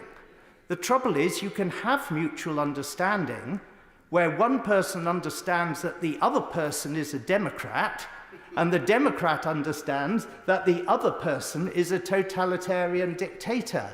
That is not a recipe for peace. It is actually a sound portrayal of a situation where, unless the Democrat shows the dictator that he cannot get his own way by force of arms, the dictator will try to get his own way by force of arms. I've got two other topics I want to touch on very briefly in this contribution. One is to draw attention to an important analysis that appeared on a website called Desk Russie on the 30th of December 2021, which was just 2 months before the invasion. And it was by an old friend of mine. I've known her for the best part of 40 years, a brilliant French historian and former Sovietologist called Dr. Françoise Thom. And she drew attention to 2 draft text treaties which had been unveiled by the Russian Foreign Ministry on the 17th of December 2021, one being a treaty between the United States and the Russian Federation on security guarantees, and the other being an agreement on measures to ensure the security of the Russian Federation and the member states of the North Atlantic Treaty Organization. And what was made absolutely clear was that these were take-it-or-leave-it offers, and they were encapsulated by the Deputy Foreign Minister Grushko, who said, and I quote, "The Europeans must also think about whether they want to avoid making their continent the scene of a military confrontation. They have a choice. Either they take seriously what is put on the table, or they face a military technical alternative. That's war to the rest of us." This is a deputy foreign minister stating in terms that unless European states do what Russia wants, then they can expect to be embroiled in armed conflict. A former deputy minister of defense, Andrei Katapolov, Duma Defense Committee, said as follows: "Our partners," meaning our partners in the West, "must understand that the longer they drag out the examination of our proposals and the adoption of real measures to create these guarantees, the greater the likelihood that they will suffer a preemptive strike." Now, what was in these draft treaties? I'll just give you one example. Article 4 states, in part, that, and I quote, "The Russian Federation and all participants, which were, as of 27th May 1997, member states of the North Atlantic Treaty Organization, shall not deploy their armed forces and armaments on the territory of any other European state, in addition to the forces stationed on that territory as of 27th of May 1997. What's the significance of 1997? Well, it's this, Madam Deputy Speaker. It was only after 1997 that 14 of the present 30 members of NATO joined the alliance. So starting in 1999, you had the Czech Republic, you had Hungary, and you had Poland, and then you had almost a dozen more.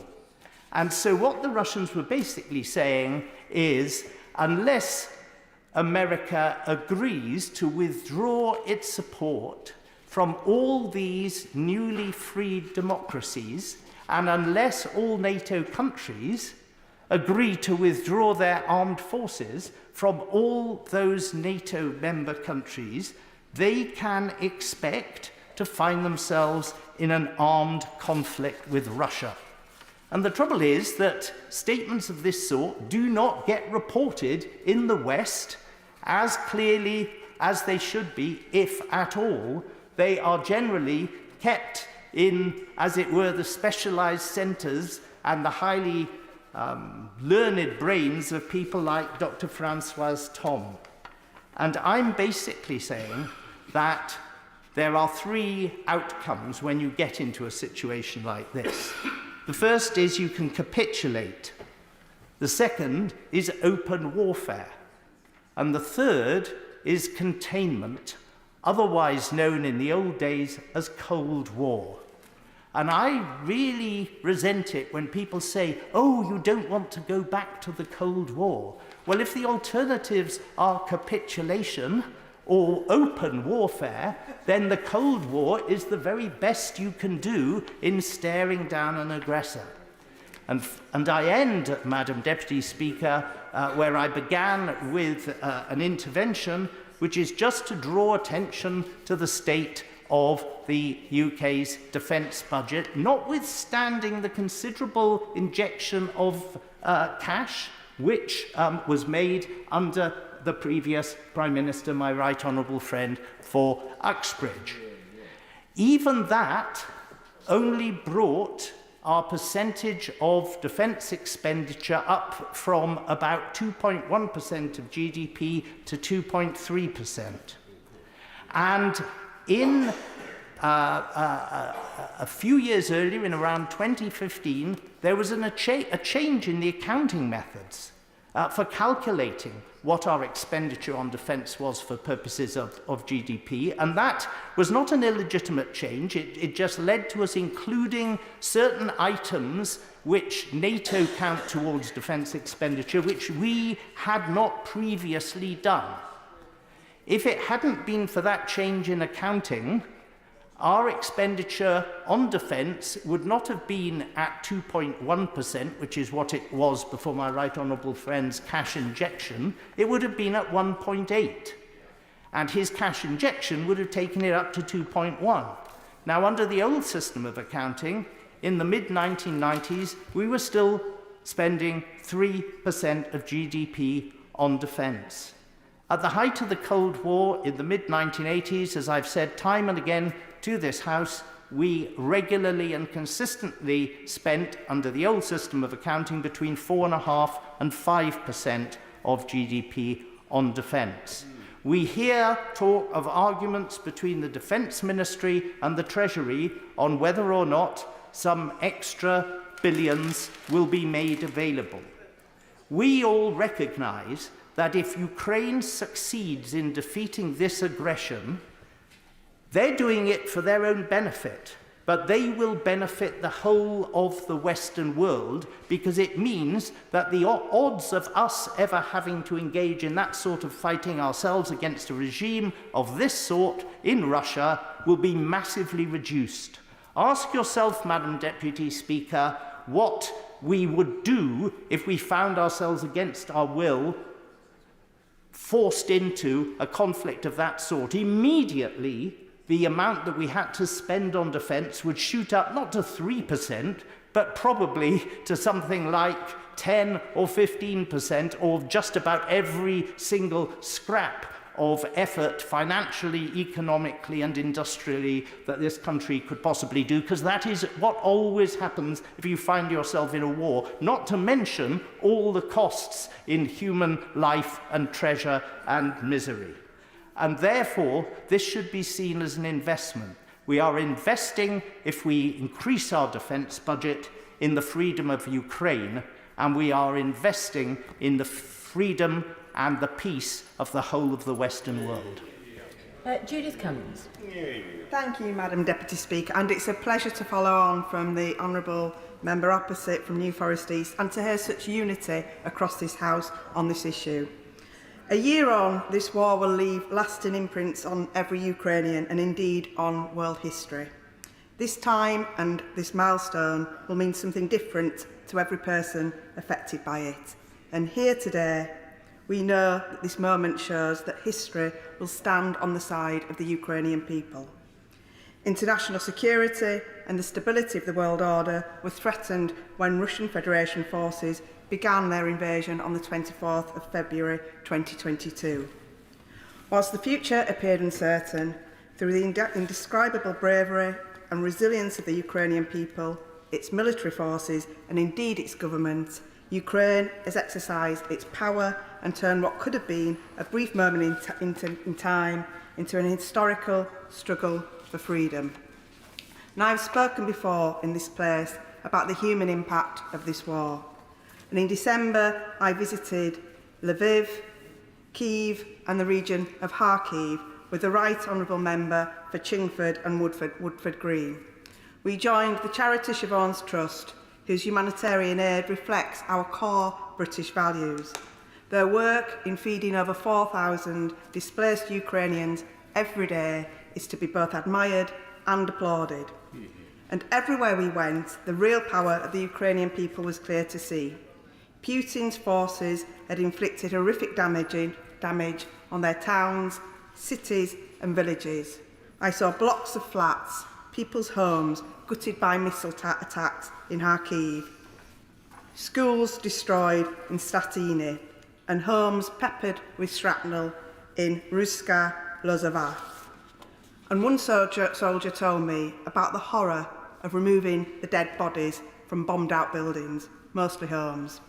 He showed me a photograph of a dead little boy laid out on a bench, and he told me that the father had clung on to him with desperation and he had to be pulled from his son. And in typical Ukrainian understatement, he said, "It's hard."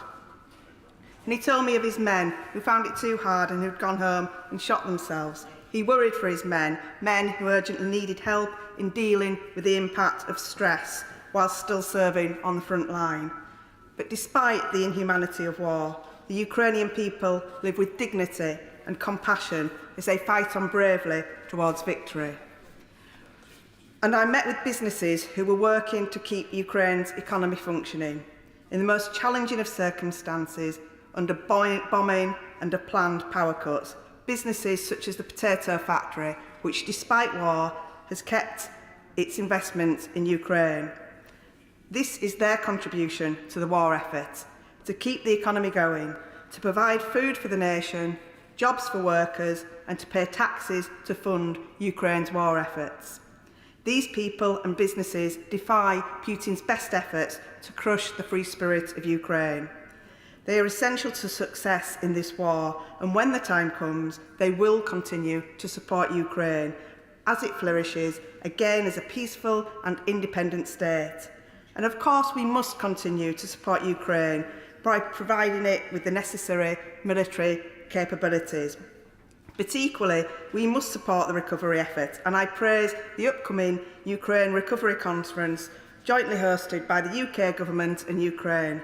Because no matter when this war ends, we must begin laying the foundations for structural and economic recovery now. And to close, Madam Deputy Speaker, everywhere myself and my right honourable friend went in Ukraine, the same message was delivered to us. Do not forget us. Yeah. Ukraine can claim astonishing victories already. The war may well continue, but Ukraine has achieved what many once believed was impossible. For the last year, it has firmly withstood a hostile invading force intent on bringing democracy to its knees. History is being rewritten. History is being written by Ukraine. Freedom will win. Slava Ukraine. Richard Ford. Thank you, Madam Deputy Speaker. And it is an honour to follow both the Right Honourable Member for New Forest East and the Honourable Member for Bradford South, who really did bring this back down to the individual experience of a terrible war. So I'm grateful. And I'm going to spend the next few minutes arguing that we should provide for war and prepare for peace. That is, we in the UK should increase seriously our industrial production for defence, for Ukraine and for our own, while also isolating Russia and seizing diplomatic opportunities when they arise. So you could characterise it as better preparation for war and jaw-jaw. I would like also to identify a couple of events from the last century or so that can shine a light on the situation that Ukraine finds itself facing, and that Ukraine's partners find ourselves facing. They are the 1915 shell crisis in Britain on the one hand, and the 1999 withdrawal of Yugoslav security forces from Kosovo on the other. First, let's recall NATO's role in this war. In Russian propaganda right now, Moscow is characterizing this as NATO's war. The Kremlin suggests that the government in Kyiv is a puppet and that NATO is pulling the strings.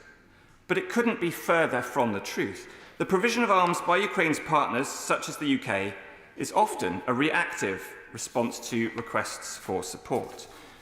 I'd like to pay credit to the British government and credit to the Secretary of State for Defence and the Ministry of Defence for repeatedly stating that this is Ukraine's war, that Ukraine is our close partner and that we are supplying Ukraine with equipment and support. But the contrary to Russian propaganda, this is not NATO's war, and that there is no sense in which NATO is threatening Russia. But nor are we in the business of subcontracting policy to the government in Kyiv. We should not be answering each and every request on this reactive basis. There are times when we should be supplying equipment proactively. For example, the British government announced that it would be supplying Warrior infantry fighting vehicles when asked, though the Liberal Democrats have been calling for this in the months prior to that announcement. But we should anticipate requests by Ukraine rather than waiting for them to land. The Right Honourable Member for Birmingham Hodge Hill suggested that there's this pattern of saying no until we say yes. But then I would say, rightly, the UK is stepping up its provision at a time when we know that our allies have moved or are ready to move. On that point, I would be great. We may as well just try and round out the cross-party consensus that I think is emerging. Would the Honourable Member agree that we should be doing everything we can to send fast jets to Ukraine? I would suggest to the Right Honourable Member that if we are to send fast jets to Ukraine, it is going to be a symbolic gesture, because what we heard from the Minister when we visited Kyiv, he and I, last September, was that Minister Reznikov was asking for Gripen aircraft, as we've heard from in this chamber today. So if we're to do so, it's not because we've got the capability that is particularly useful to Ukraine, it's because it'll be a symbolic first mover gesture that others can follow. I think that another example of this is clearly the provision of main battle tanks, once we knew that other countries were at least considering or almost ready to provide main battle tanks. But we do have to have greater anticipation of what demand arrives before it takes for Zelensky to visit us and to make those requests. We've heard that Ukrainian forces are firing up to 5,000 artillery rounds per day. Ukraine's partners will struggle to maintain supply at that level from our existing stockpiles, and we're going to need to procure artillery rounds quickly. Just-in-time acquisition might play well on spreadsheets, but it has not played well in relation to our inventories. There are times when matters of supply really are crucial. Britain found itself short of high explosive rounds in 1915. Lloyd George was appointed the inaugural Minister for Munitions, a position that, when he became Prime Minister, he gave to his fellow Liberal, Winston Churchill, who became Minister for Munitions in 1917. The creation of a Ministry for Munitions indicated just how serious Britain was in prosecuting the war. I'm not for a moment suggesting that we need today to promote the Minister for Defence Procurement, but we do need to coordinate the purchase of munitions with our allies, given that we are drawing on the same Western suppliers in many instances, and we need to do it on an enduring basis. We see now that Russia is moving increasingly towards a total war footing, where it's mobilising increasingly the resources of its society and of its economy to the war effort. It may have sought to play down the so-called special military operation last February, but it's increasingly having to recognise that what it's created is followed the full-scale invasion, and the time will eventually arrive for Ukrainian negotiation. It should come from a position of strength for Ukraine. When the time comes for negotiation, we should be open to the leverage that Beijing will have with Moscow, that NATO nations do not. To illustrate, recall how the orders were eventually given for the withdrawal of Yugoslav security forces from Kosovo. Yugoslavia conceded when it realised that it was isolated. If we think about the NATO bombing of Yugoslavia in the spring and summer of 1999, NATO was bombing military sites across Serbia and Montenegro in pursuit of the withdrawal of Yugoslav security forces. This followed ethnic cleansing that Yugoslav security forces had perpetrated against Kosovo Albanians. But the NATO bombing campaign had gone on for more than 10 weeks. There was no sign that Slobodan Milosevic was prepared to concede and withdraw Yugoslav military and paramilitary personnel from Kosovo. The NATO enforcement actions seemed to be stuck, and NATO bombing sorties were striking the same targets repeatedly. President Yeltsin played an important role in persuading Slobodan Milosevic to withdraw Yugoslav security forces from Kosovo. As Boris Yeltsin's Balkans envoy, Viktor Chernomyrdin, communicated to Milosevic that Belgrade could no longer depend on diplomatic support from an ally. Chernomyrdin was later to become a dreadful Russian ambassador to Ukraine, and he's rightly very unpopular in Ukraine. But he was successful in persuading Milosevic that he had no ally to whom he could turn for support. Milosevic chose to consent to the withdrawal of Yugoslav security forces only when he realised just how isolated he was. So let's not us be too dismissive of China's offer before we know what it is. Of course, we should pay careful attention to the speech that is coming up by President Xi on Friday.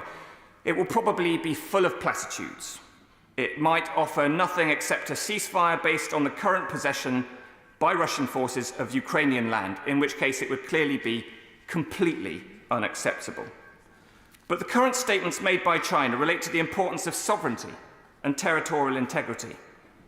And so we're not there yet, but China may have a role to play in pressuring Russia into its eventual withdrawal from Ukraine. We would have that discussion not being naive about China's motives. Russia and China have been adversaries to each other, so it might suit China to have Russia and the West depleting their weapons stockpiles in a conflict taking place far away from the Asian Indo-Pacific.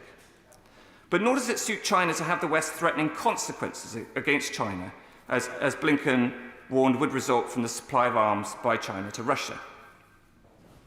Russian people need to know that this is Russia's war. It's not NATO's war, and nor is it China's war. We in the UK do need to prepare UK defence just now like this war is our own.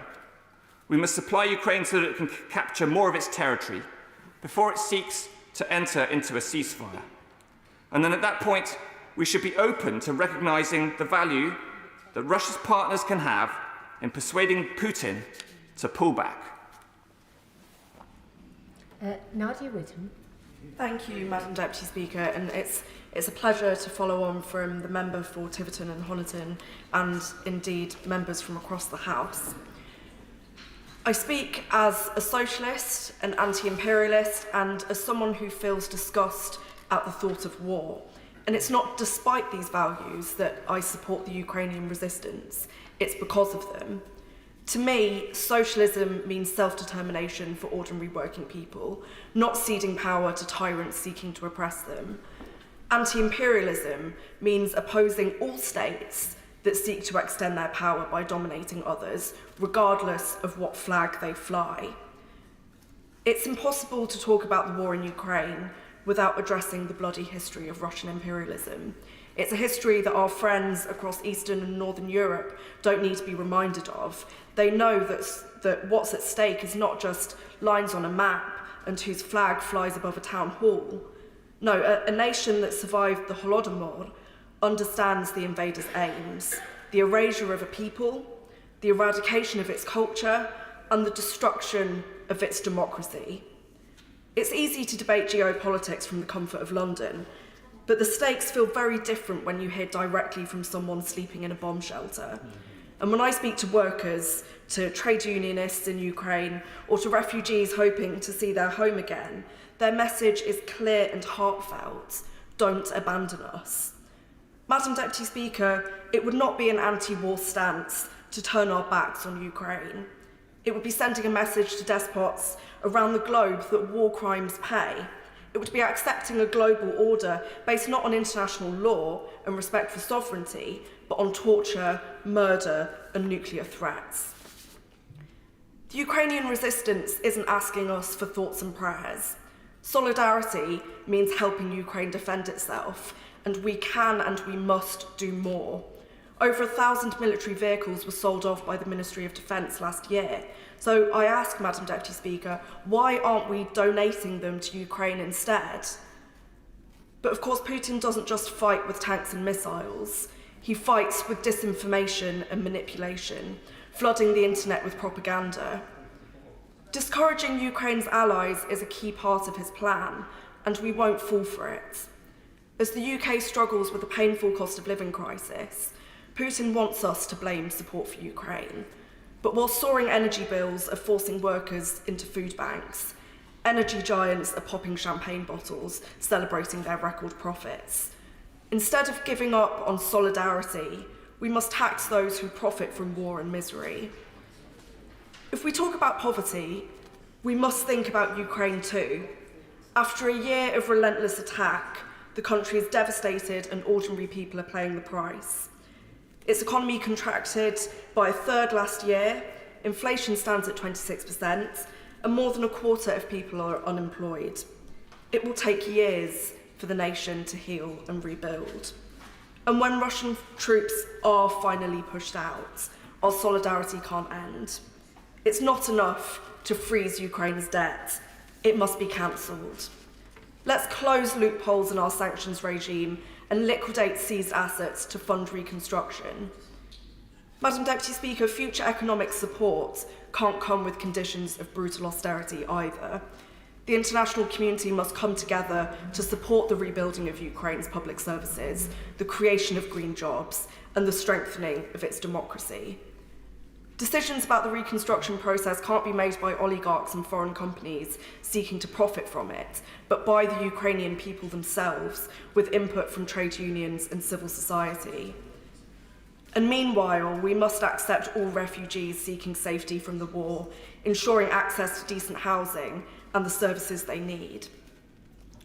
To all Ukrainians in the UK today, I say you're always welcome here and to call this country your home. But I know that's not what many of you want. So I hope and sincerely believe that soon you will be able to return to a free and peaceful Ukraine. Slava Ukraini. Jim Shannon. Thank you, Madam Deputy Speaker. Can I say what a pleasure it is to speak in this debate and make a contribution? I want to focus on, if I can, and some of the speeches have, indeed all of the speeches that have made contributions have referred to the war, but I want to maybe be more specific in what I'm going to speak to. My stance on Ukraine is well known in this chamber, has been consistent, as is everybody else's as well. I believe we do need to do more to support our allies in Ukraine. And I said this before, the visit of President Zelensky, who by his very nature inspires everyone who he meets and does give the leadership that Ukraine needs. Russia's aggression must be halted, not simply for the lives destroyed in Ukraine, but for the message that needs to be and must be sent. My heart aches as I watch the news and see lives torn apart in Ukraine. And as I look into the eyes of some of the refugees who have come from Ukraine to Northern Ireland and the hurt that they have, the eyes tell much, Madam Deputy Speaker, when it comes to conveying the issues and how people feel. And I remember when I had the occasion through the APPG for Freedom of Religious Belief to go to Poland to see some of the conditions that Poland were offering. And they never had to tell you anything about what they've been through. You just looked at them and their eyes told you everything of the pain, the suffering and the memories that they had.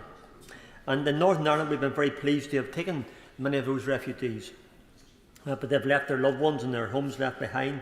And as they wonder will they ever be able to go home and what that home will now look like. And we'll see the bombs, the Russia and the destruction, it is clear that this House and our government must perhaps with others step up and do more. Russia's aggression, as I said to the Minister in an intervention in the beginning, I referred to the systematic abuse by Russian soldiers, given the authority at the highest level of government, of generals, right down the rape, the sexual abuse of women and girls, some as young as 4, some as old as 83 years old. So that gives you an idea about the systematic cruelty of the Russian soldiers and of the abuse that they carry out. I'd also like to draw attention, if I can, to the violations of freedom of religion or belief, and that's what I want to speak to in this short time that I address the House. As Russia's invasion of Ukraine enters its second year, it's important to note that the attacks on religious freedom and other human rights are escalating. Reports show that the Russian military has destroyed, has damaged or looted at least 494 religious buildings, theological institutions and sacred sites in Ukraine since the start of the invasion just last year. According to international humanitarian law, unjustifiable attacks against religious sites constitute war crimes, as they are, and we all recognise that in this place. Such attacks are happening in tandem with attacks on pastors and religious leaders in the region. These attacks are not only against the Ukrainian Orthodox believers and their churches, but also against evangelicals, evangelical prayer houses too, because there are many home churches across Ukraine, especially in the east of the province, as well as Catholic, Jehovah's Witnesses, Jewish and Muslim sites. The Institute for Religious Freedom has found that Russian forces have also abducted Ukrainian pastors and tried to enlist them as Russian spies and propagandists. Baptist churches have been destroyed in the eastern part of Ukraine. They've been damaged by bombs as well. There's been a systematic destruction of those properties. Baptist pastors have went missing over the last couple of years, indeed over the last 4 to 5 years. Some of them have never been found, and we do question just exactly what has happened to them.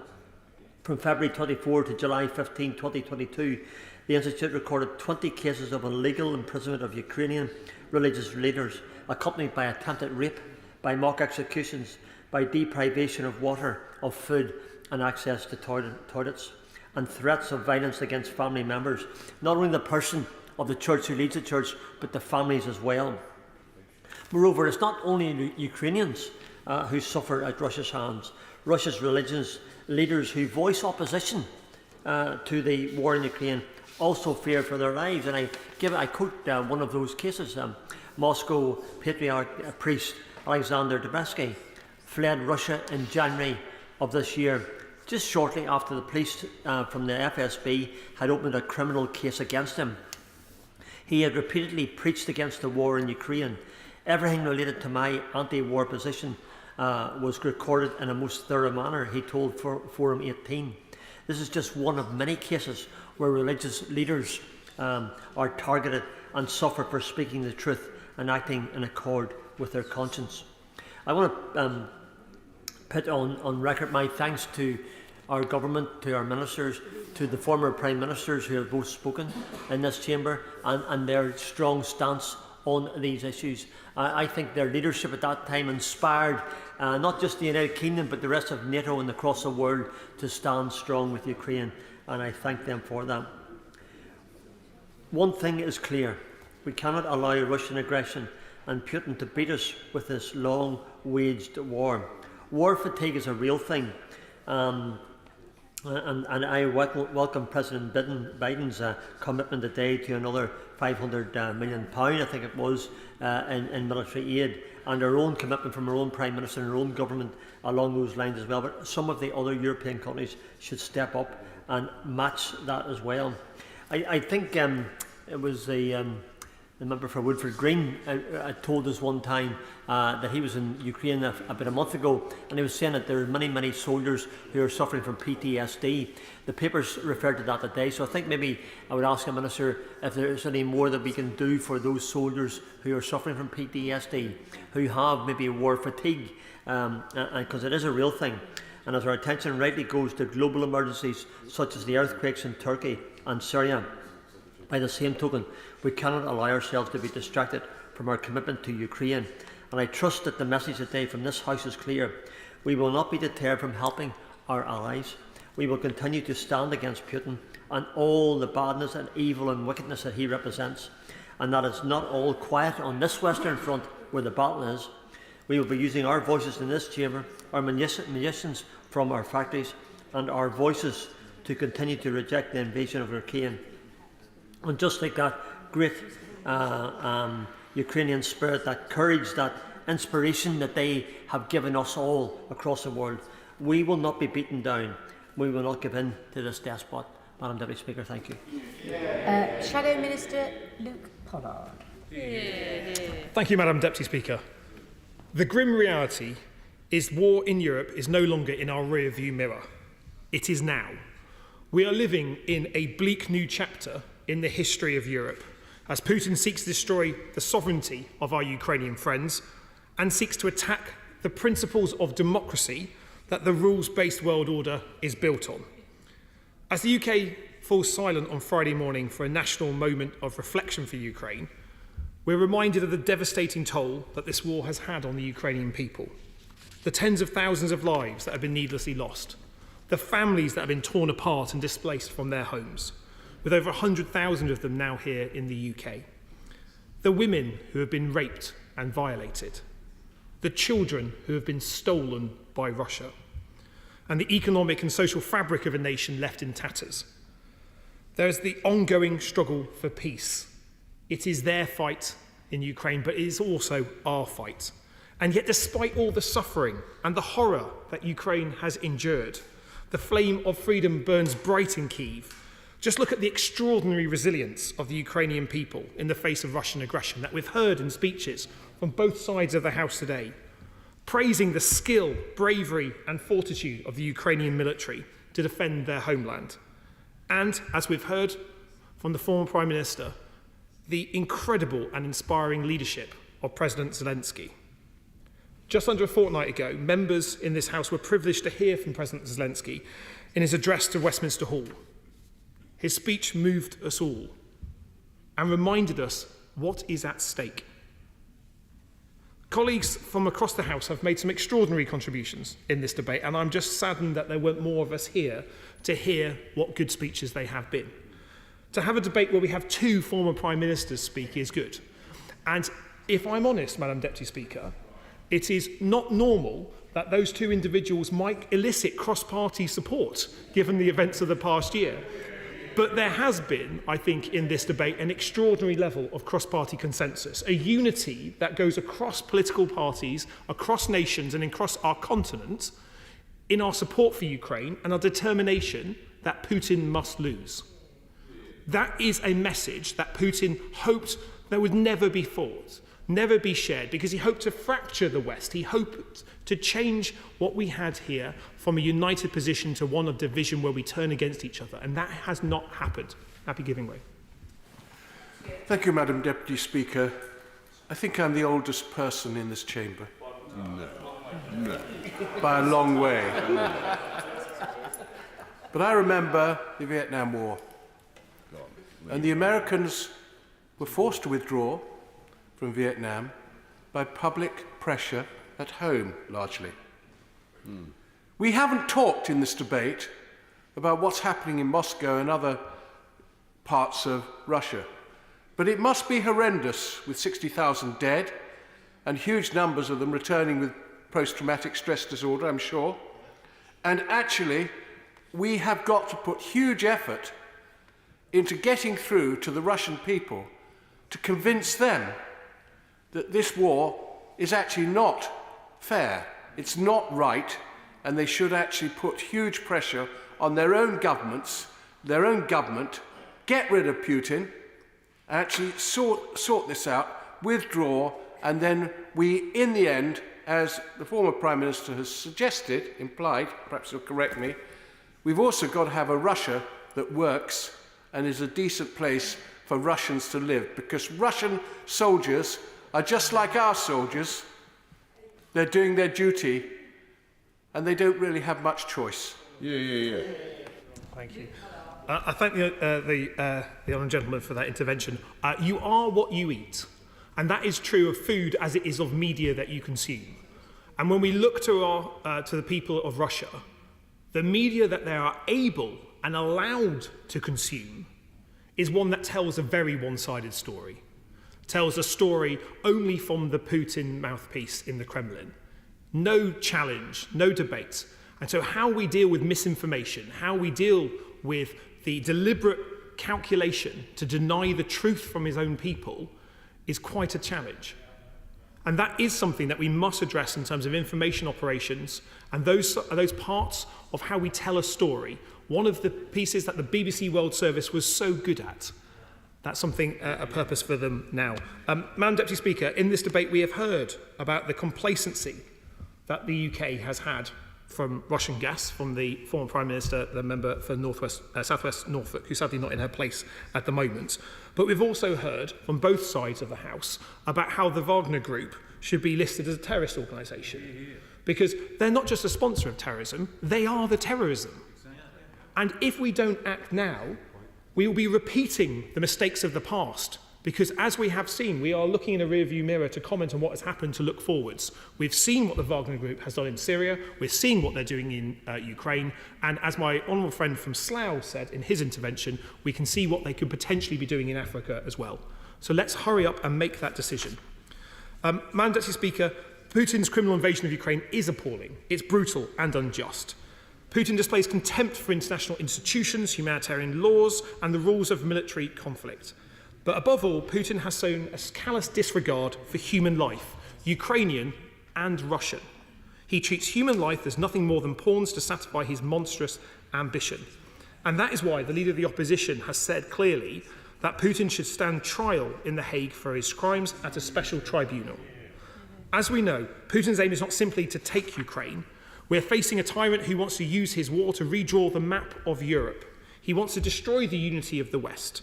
And 1 year on, as the former Prime Minister from Uxbridge and South Wales has said, there is still no sign that any of Putin's strategic aims have changed, nor have they been achieved.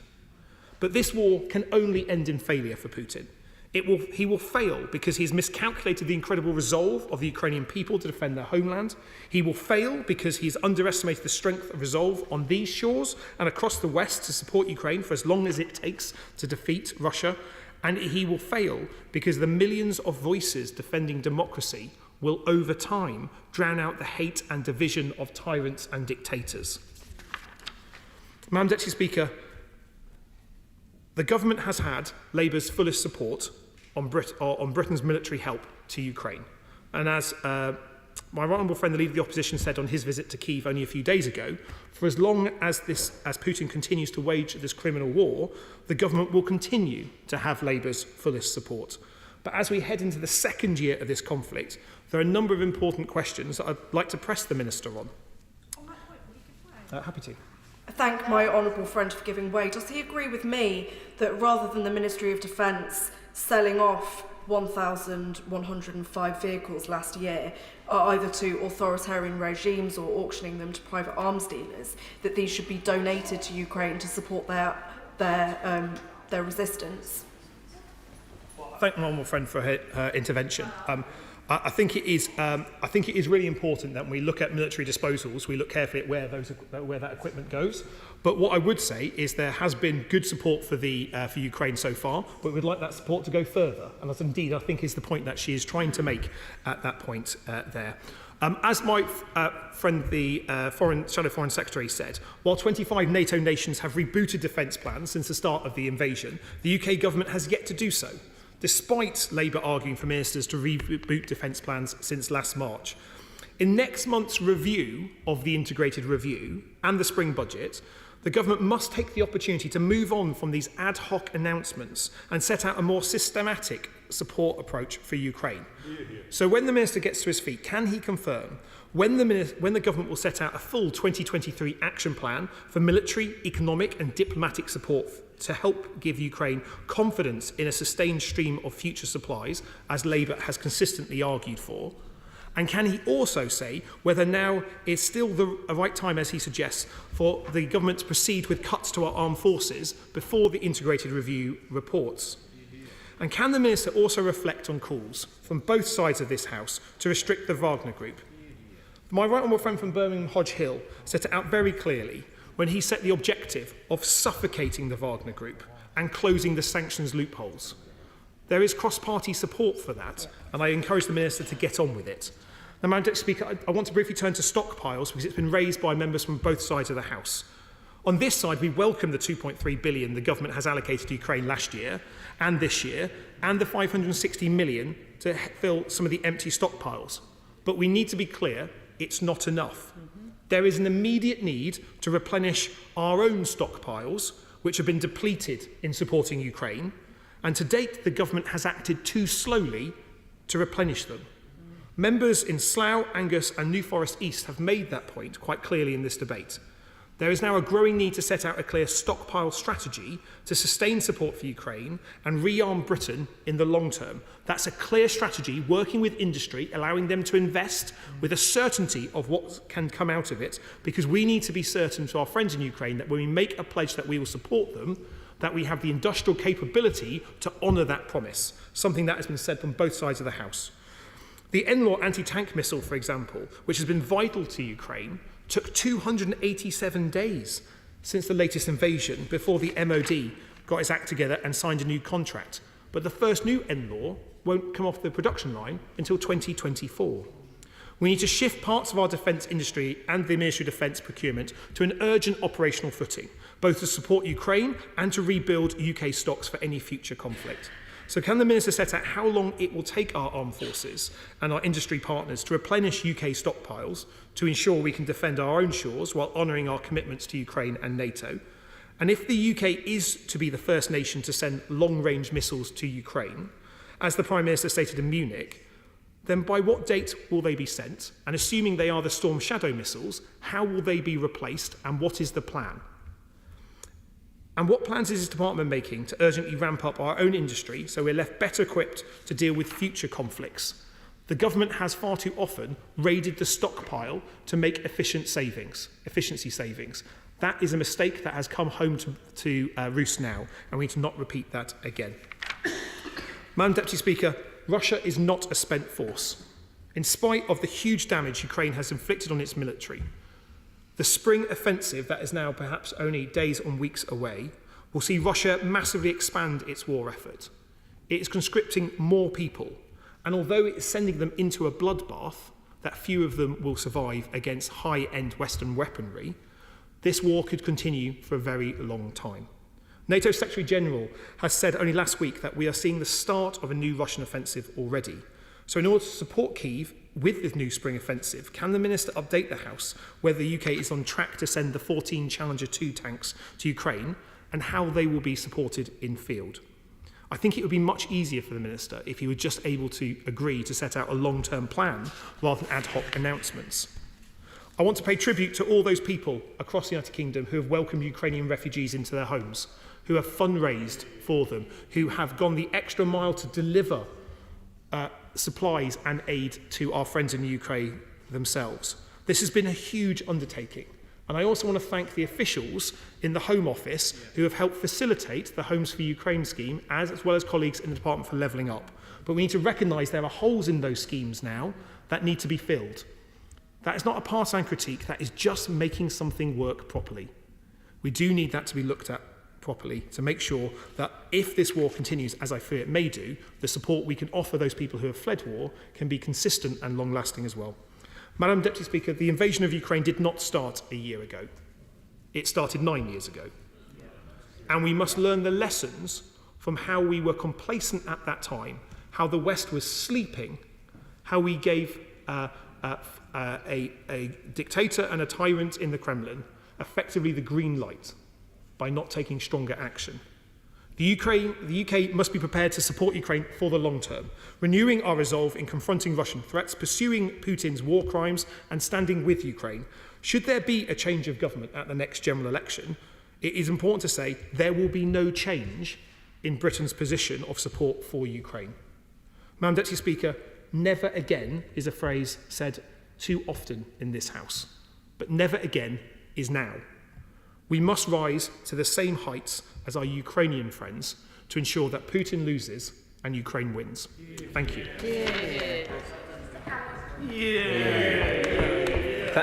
Thank you, Madam Deputy Speaker.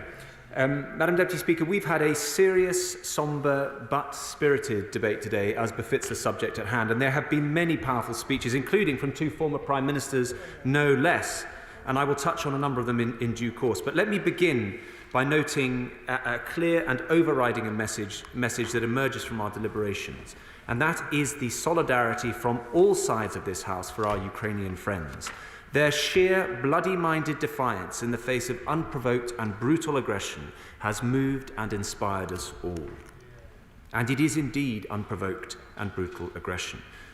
History is littered with examples of conflicts where, in truth, it's far from clear which side has the better claim to the moral high ground. The issues are murky, facts are contested, arguments cut both ways. This is not such a conflict. Putin's actions, invading a sovereign country at peace with its neighbours and which pose no threat, are self-evidently morally bankrupt. They lack even a shred of justification.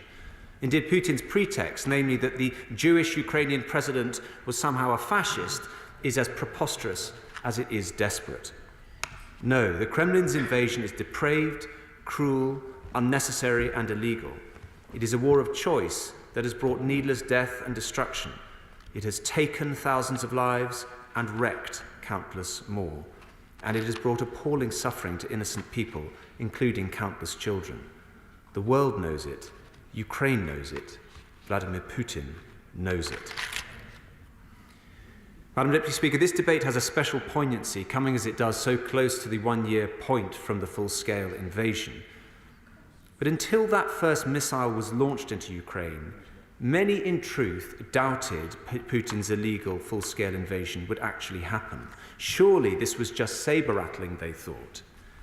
But it's important, Madam Deputy Speaker, to note that it was this country, under the leadership of my right honourable friend, the right honourable member for Uxbridge and South Ruislip, who, working with the United States, exposed a cynical Kremlin plan for a false flag attack involving planted fragments of UAVs and staged casualties in Russian-occupied territory to set up the phony pretext for an invasion.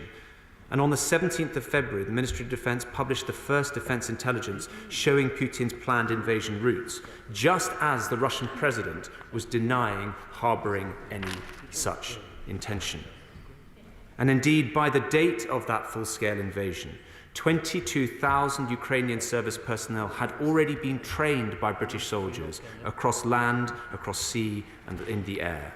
Weapons and ammunition, including the now famous NLAWs, made here in the UK, were already in the hands of the Ukrainian army, ready to defend that country from the onslaught to come. Indeed, the United Kingdom was the first European country to provide lethal defensive aid. And how the Ukrainians used it. In those vital first few weeks, they used it to hold back the Russian flood. Russian soldiers who'd packed special uniforms for the expected victory parade were stopped in their tracks and instead were harried with an intensity and bravery that stunned the world. It was a feat of arms against overwhelming odds that takes its place in history. And then, of course, the Russian forces were pushed back in a great sweeping retreat, forced into a gruesome drive-by past the scene of their many crimes, not least Bucha, a name destined to forever stain the conscience of the Kremlin. Russian forces have now abandoned all territory west of the Dnieper River. At day 361, Russian forces are still not where they expected to be on day 3. Meanwhile, the combat effectiveness of their army has been reduced by 40%. Nearly 2/3 of their modern tanks have been destroyed or disabled. Indeed, Putin's campaign appears to have failed to meet any of its operational and strategic objectives, while Ukraine has managed to wrestle back more than half of its stolen territory. Because despite all the bombast, despite the continued indiscriminate assaults on civilians and civilian infrastructure, despite the repeated human wave attacks with young men used as cannon fodder, Russia continues to fail. A little over a week and a half ago, a Russian brigade attacking Volodar was completely wiped out, losing more than 1,000 people in 2 days. Those figures must be added to the thousands and thousands that have gone before. The Russian military has suffered up to 200,000 casualties, including between 45 and 60,000 dead. The blood price of a perverse and ahistorical nationalist fantasy.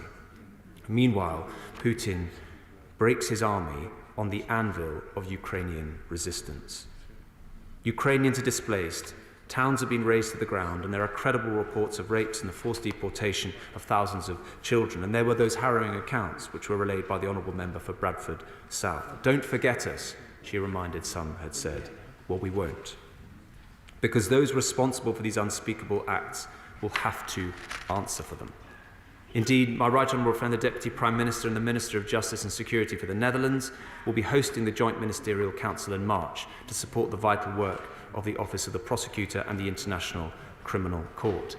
And the Honourable Gentleman for Strangford was right when he referred to the systematic cruelty. Let that be exposed. Let those crimes be brought to justice. Let people pay for the cruelty and illegality they have perpetrated. Because just as time and again Russia has reckoned without the courage, tenacity and indeed ingenuity of the Ukrainian people, so too did Russia underestimate the resolve and unity of the international community. I will. would he agree with me that when Putin cowardly invaded Ukraine, he thought the West would look the other way? A year on, he's probably deluded in believing that we would be apathetic over time to the support for Ukraine. And what this debate today and what the minute's silence on Friday will show is that we will never give up. Slava Ukraine. The Honourable Gentleman puts the points extremely well, and I can't improve on them, because he's right. Today, NATO is stronger than ever. And by the way, it's not just NATO. We shouldn't fall into the trap of assuming it's NATO. What about Australia, who is providing support to the Ukrainians? What about New Zealand troops, who here in the UK are helping to train the Ukrainians? So let's not give in to that Putin-esque rhetoric and narrative. This is the world community coming together. But it is a fact that NATO is set to grow with the accession of Sweden and Finland. And the UK alone has sanctioned almost 1,300 individuals and over 130 entities since the start of the invasion. Other countries have acted decisively too. And on this issue of the Wagner Group, let me say we have sanctioned both the Wagner Group. We've sanctioned Yevgeny Prigozhin. We've sanctioned his family. We've sanctioned Dmitry Utkin. Also Arkady Gostyev, the director of the Federal Penitentiary Service of the Russian Federation. I will, go ahead. While he's going through his list, would the Minister be good enough just to explain to the House why the Americans have sanctioned 3 times more people associated with the Wagner Group than we have? Simple question. We have sanctioned the Wagner Group in its entirety. So there really is no place to hide. Yes, we have. And there is no place to hide for those who either aid or abet, counsel or procure the actions of the Wagner Group. And indeed, the UK has been amongst the foremost nations supporting Ukraine politically, militarily, and with humanitarian assistance too. And it is worth just taking a moment to consider what that support actually involves. So this is over 100,000 rounds of ammunition. This is 5,000 anti-tank weapons. And on the point that was made about armoured vehicles, the United Kingdom has provided over 200 armoured fighting vehicles. Some of the so-called dogs of war that saw service in Afghanistan, the mastiffs, the ridgehounds, the wolfhounds, the ridgebacks, and so on. That is what we've done, to say nothing of the winter weather gear, to say nothing of the 2 Sea King helicopters, to say nothing of 3 million rounds of ammunition. All this we do and more. And we do so because we send a message that might is not always right, that the international rules-based order stands for something, and this country will meet aggression where we find it. Last month, the Defence Secretary announced we would be sending Challenger 2 tanks and AS-90 self-propelled guns. As I've indicated, that comes after NLAWs, javelins, brimstone missiles, night vision goggles, medical supplies, winter clothing, and search and rescue helicopters. The training for the tank crews has already begun, and while our armed forces are also putting Ukrainian recruits through their paces in a range of crucial battlefield skills.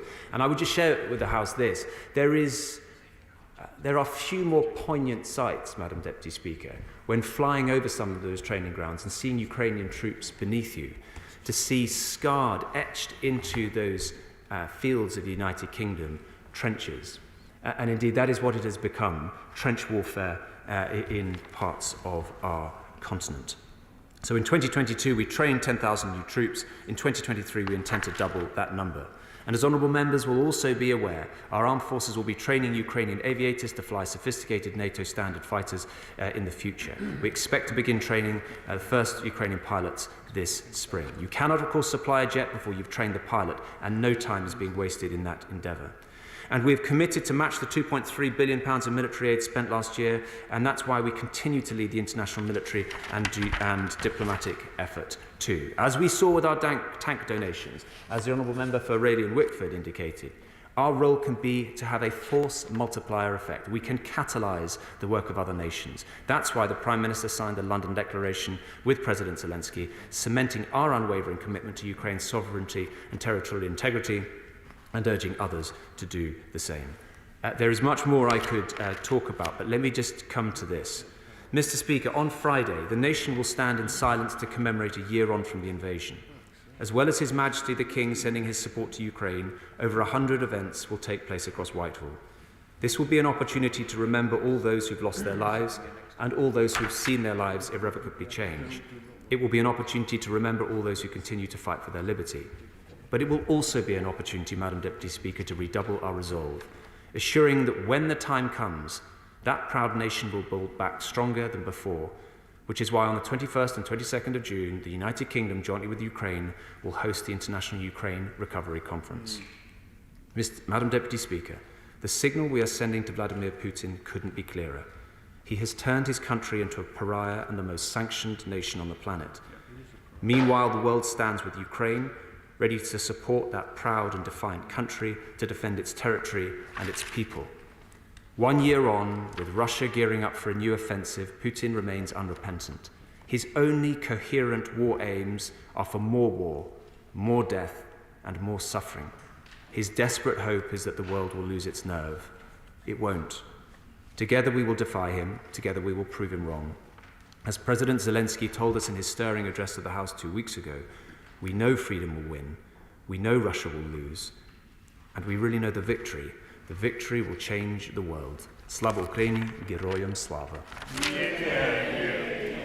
The question is that this House has considered the situation in Ukraine. As many as are of that opinion say aye. Aye. The contrary, no. I think the ayes have it. The ayes have it. I beg to move that this House do now adjourn. The question is that this House do now adjourn. Alison Thulis. Thank you very much, Madam Deputy Speaker. I move that this House has considered government support for breastfeeding and the 2023 Lancet series. I have repeatedly brought matters to this House concerning infant feeding. For an issue which concerns every child ever born, it gets remarkably little attention from governments. Madam Deputy Speaker, I can assure you that breastfeeding is an issue of the utmost importance. According to the World Health Organization, breastfeeding has the potential to prevent 800,000 child deaths globally each year. As the Lancet paper editorial states, breastfeeding has